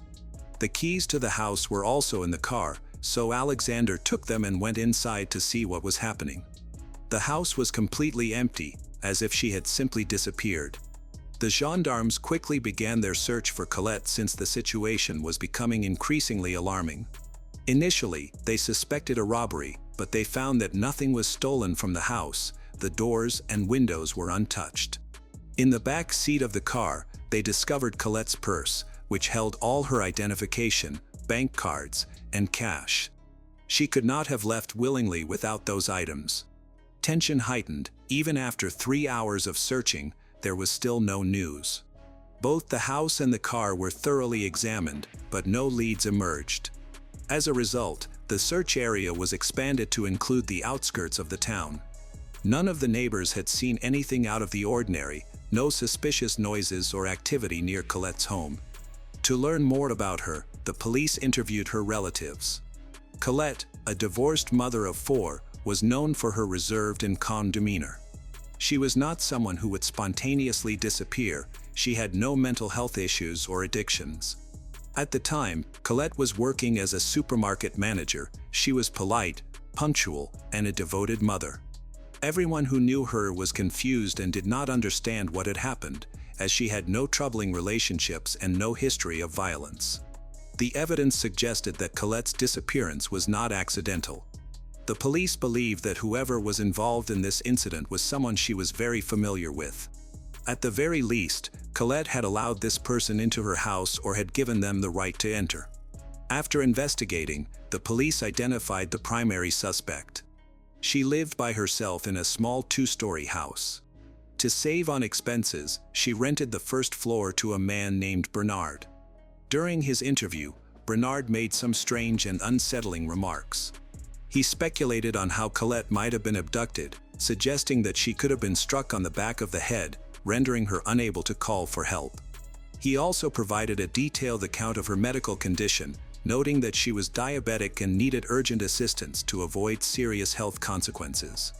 His level of knowledge about Colette raised suspicions among the police. Furthermore, Colette's son, Alexander, revealed that Bernard was in love with his mother, which could explain his insight into her behavior and routines. This revelation increased suspicions, as Bernard could potentially have a motive. Alexander noted that, despite Bernard's interest, his mother did not reciprocate and had no intention of developing anything beyond friendship. She was solely focused on her children and her work, completely dismissing the idea of a romantic relationship with Bernard. When detectives investigated Bernard's background, they found that he had a criminal history. In 1999, he assaulted his girlfriend with a weapon after she tried to end their relationship. His ex described him as very hot-tempered and unable to control his rage. As a result of these incidents, suspicions about Bernard increased. Colette's lack of interest may have caused him to become angry, and what happened next remains unclear. In 1999, Bernard received a brief 6-year prison sentence for an attack, mainly because the girl he attacked survived. Now, he was called to the police station for questioning as the primary suspect in Colette's disappearance. The police were trying to determine when Colette went missing, and Bernard claimed to have useful information. He reported that on the afternoon of April 14, 2011, while watching television, he heard noises coming from the second floor, where Colette had lived. He could hear footsteps on the wooden floor, but then everything went quiet. He did not see Colette leave, making it likely that he was the last person to have seen her. However, the police were concerned about Bernard's behavior. He was unable to recall the exact time of the noises or even remember what show he was watching, raising further suspicions. Bernard's main problem was that he didn't have a verifiable alibi. However, there was no evidence against him, so the police had to let him go. The next morning, officers came to inspect his house. Bernard greeted them with shouts and was initially unwilling to let them enter. Eventually, he agreed to show them around the first floor of the rented property but continued to make odd comments. Notably, he pointed out a hatch that led to the basement. He remarked that if he had killed someone, he would have hidden the body there, yet he insisted he was innocent and claimed the basement was empty. Upon inspection, there was indeed no one there. Meanwhile, when law enforcement searched Colette's home, they discovered suspicious stains believed to be washed blood, but this could not be confirmed. Despite the lack of evidence, suspicion remained around Bernard. Deciding to keep a close watch on him, the detectives sought to establish the exact time of Colette's disappearance, but clues were scarce. She had been alone for several days with minimal contact with her neighbor until April 15th. Anything could have happened during that time. Investigators began to piece together her movements, partly based on Bernard's statement that he had heard loud noises from the floor above on April 14th, the day before she vanished. As the investigators looked into the case, they realized that no one had seen Colette since April 15th. They managed to locate her friend, who stated that he had last seen Colette on April 14th around 3:30 p.m. at a gathering with mutual friends. He mentioned that after leaving the party, she got into her car intending to drive to Draguignan but planned to stop at home first. This was the only information available and was considered a starting point for the investigation, as more than 40 hours had passed since she went missing. Communicating with Colette's friend helped them determine a rough timeline for when she went missing. In her car, investigators found not only her personal belongings but also her mobile phone.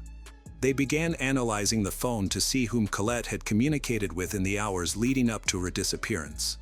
Notably, there was a call that lasted about 40 seconds, made shortly before 3:30 p.m. The call was from Sylviane Fabre, Colette's ex-husband's sister. Sylviane was contacted, and she stated that she had met Colette during Colette's marriage to her brother. At that time, Colette's relationship with her husband was not very good, so they decided to separate. However, afterward, the former spouses and their families managed to maintain friendly relations. Sylviane mentioned that back in 2008, they collaborated with Colette to invest money in a joint business. Shortly before Colette's disappearance, the business partners had a small conflict regarding these assets, but Sylviane claimed that everything was resolved, and they continued to work together. Together, Sylviane and Colette created a real estate company that generated a substantial income, which provided Sylviane with a potential motive. Not only were they distant relatives, but they also had shared finances and property, which can often lead to such conflicts. Naturally, Sylviane denied any wrongdoing. Colette's daughter mentioned that Sylviane often had conflicts regarding their joint activities. They could argue and reconcile several times a day. However, Colette's daughter described all these disputes as minor issues that were resolved quickly. The gendarmes checked Sylviane's schedule for the last few days. She had an alibi confirmed by her son. For almost the entire duration of the investigation, suspicions against Sylviane were not substantiated, and the search operation again hit a dead end. On April 17, 2011, the prosecutor's office began a judicial investigation into the disappearance of Colette. With no leads left and all suspicious individuals cleared as unlikely suspects, there was no option but to notify the media and hope, with their assistance, to obtain new witnesses who might have noticed something. At a recent press conference, officials announced that while there were priority leads in the criminal investigation, no suspects had been identified. This news sparked significant interest among journalists, as the case could potentially involve themes of business, money, love, or betrayal. Consequently, rumors began circulating about Colette immediately, some of which were quite alarming. Her information, background, and photos quickly became prominent in newspapers and on television. Her children expressed their desire to see her again and shared how difficult her absence was for them. The most concerning aspect was that the critical 48-hour window for finding her alive had already passed, significantly diminishing the chances of a successful rescue. While the prosecutor's office hoped to gather new leads from the public through the media, the police were actively searching the nearby villages. Following the press conference, the search area was widened, and a special investigative unit took over the case. Colette's disappearance began to attract national attention. The media frenzy intensified as they attempted to connect her case with another notorious crime that had recently shaken France. A few days before Colette went missing in early April 2011, 5 members of the Dupont de Ligonnès family, including the wife and 4 children, were found murdered under the terrace of their home in Nantes. The head of the family, Xavier, disappeared shortly after the murders, having been spotted on the outskirts of the city on April 15. Authorities believe Xavier was responsible for the crime, and he was placed on a nationwide wanted list. Notably, the location of the massacre was only 30 kilometers from Colette's home. The media quickly linked these incidents together. The timing coincided with Colette's likely disappearance, raising the possibility that Xavier kidnapped her.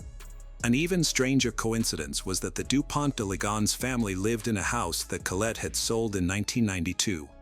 Xavier was viewed as a respectable citizen, a devoted husband, and a caring father who was engaged in his community and known for his honesty and fairness.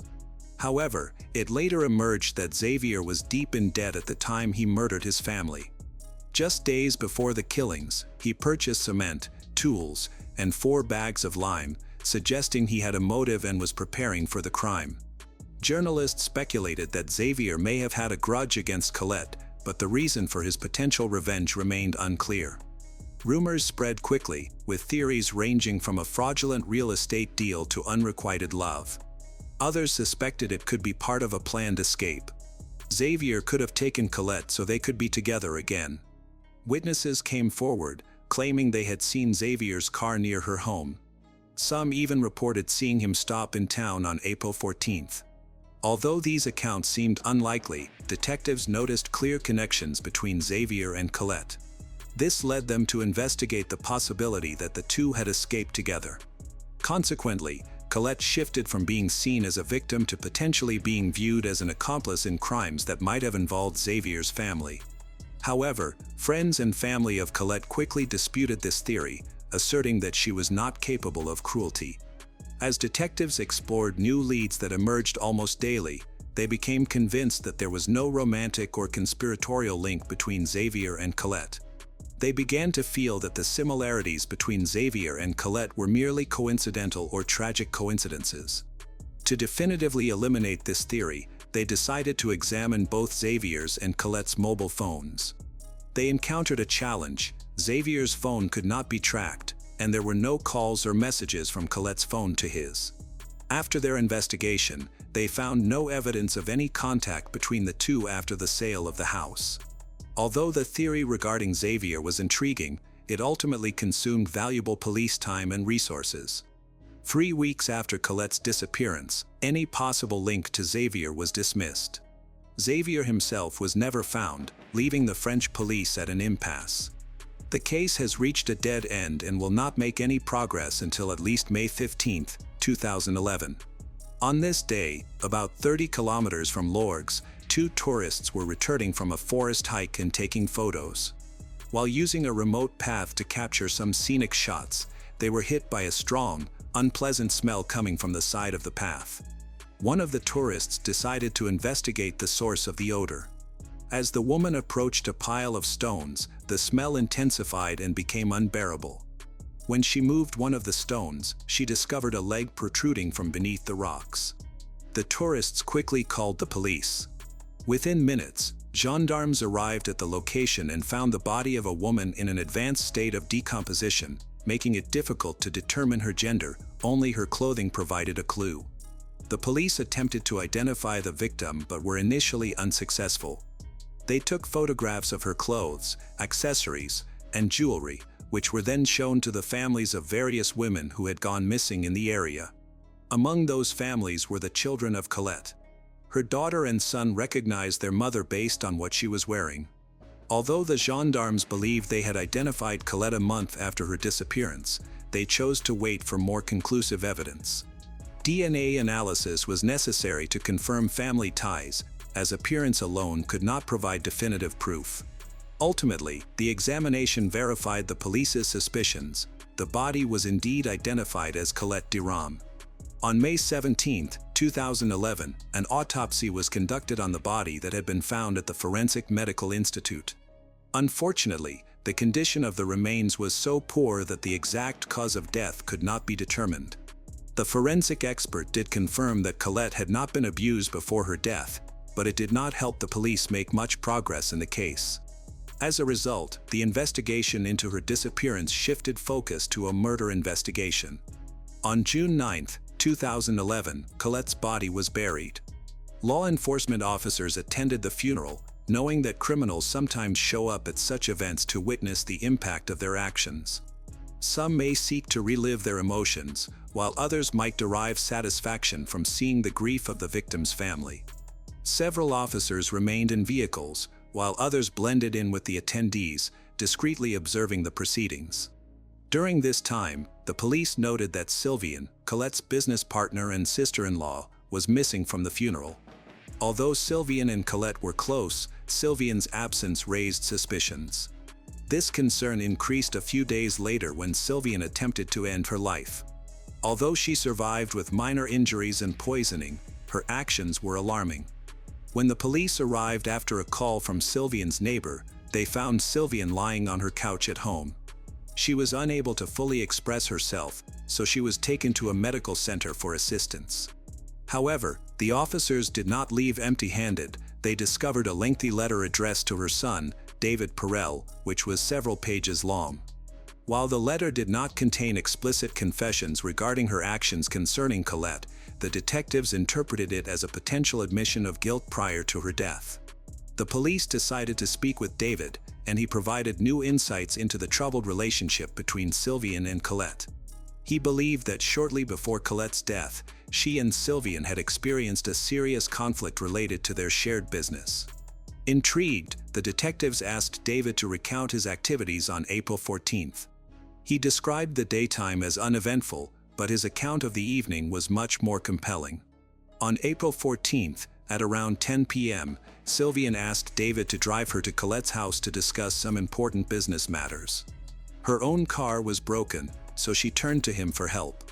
However, on their way, his car also broke down a few kilometers from home. Despite the rain, they decided to walk back instead. He took the car battery with them, and together they returned in an attempt to fix the car. On the night Colette disappeared, this mother and son spent hours in the rain attempting to repair a car left outside the city. The gendarmes suspected that David was trying to create a questionable alibi to explain his absence from home. This suspicion was further fueled by Sylvian's initial statement to the detectives, in which she claimed she had spent the previous days at home. It seemed implausible that she could forget such a significant event. When Sylvian regained consciousness in the medical center, her account of the events changed. Her new story mirrored what her son had previously told, including all the important details. The gendarmes decided to investigate her claims. They found that on the night of April 14th to 15th, there was no rain in the area. Additionally, it was odd that Sylvian and her son were unable to flag down a passing car for a ride home. Why did they walk so far while carrying a battery with them?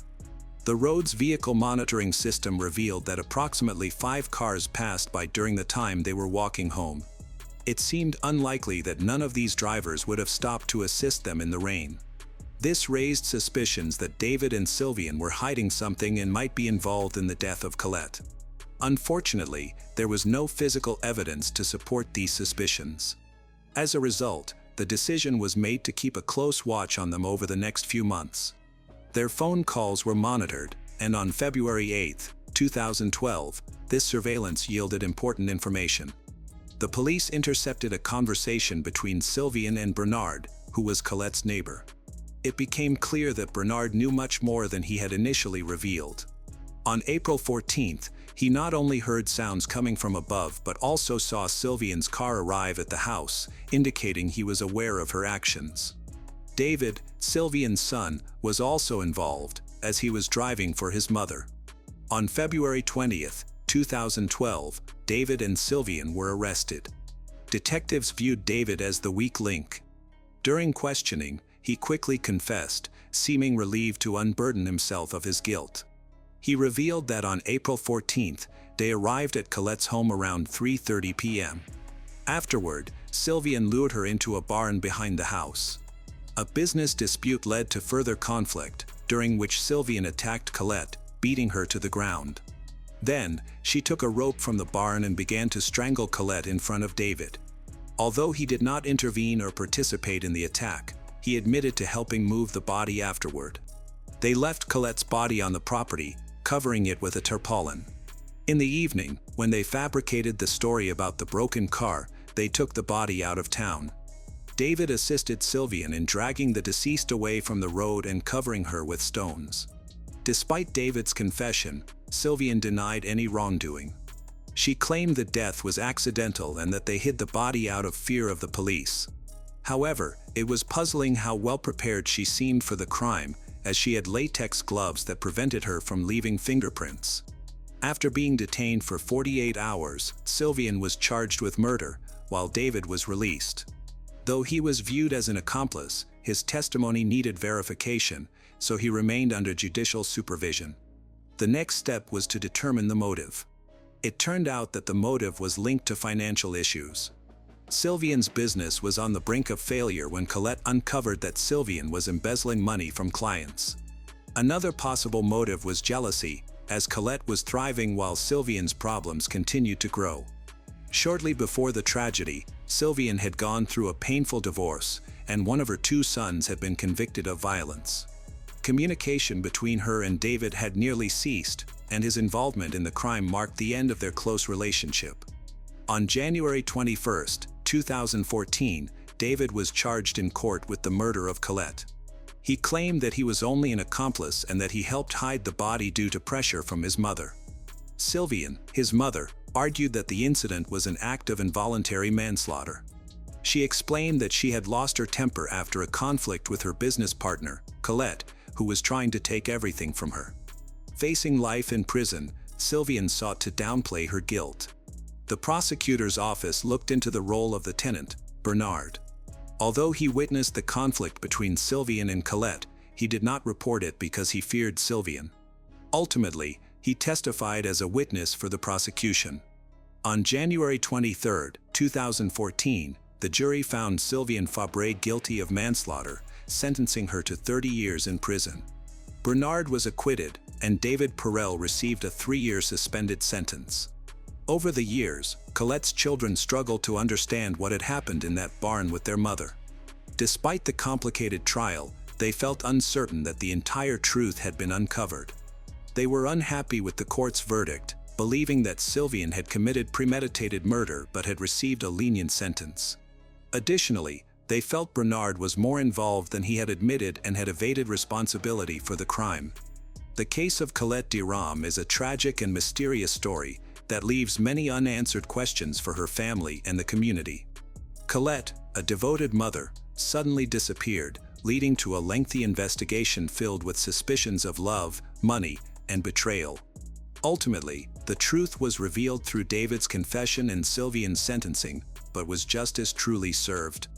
Bernard, the neighbor with a murky past, remains a significant question mark as he evades all charges. For Colette's children, the pain lies not only in losing their mother but also in the feeling that the secrets surrounding their mother's death may be buried forever.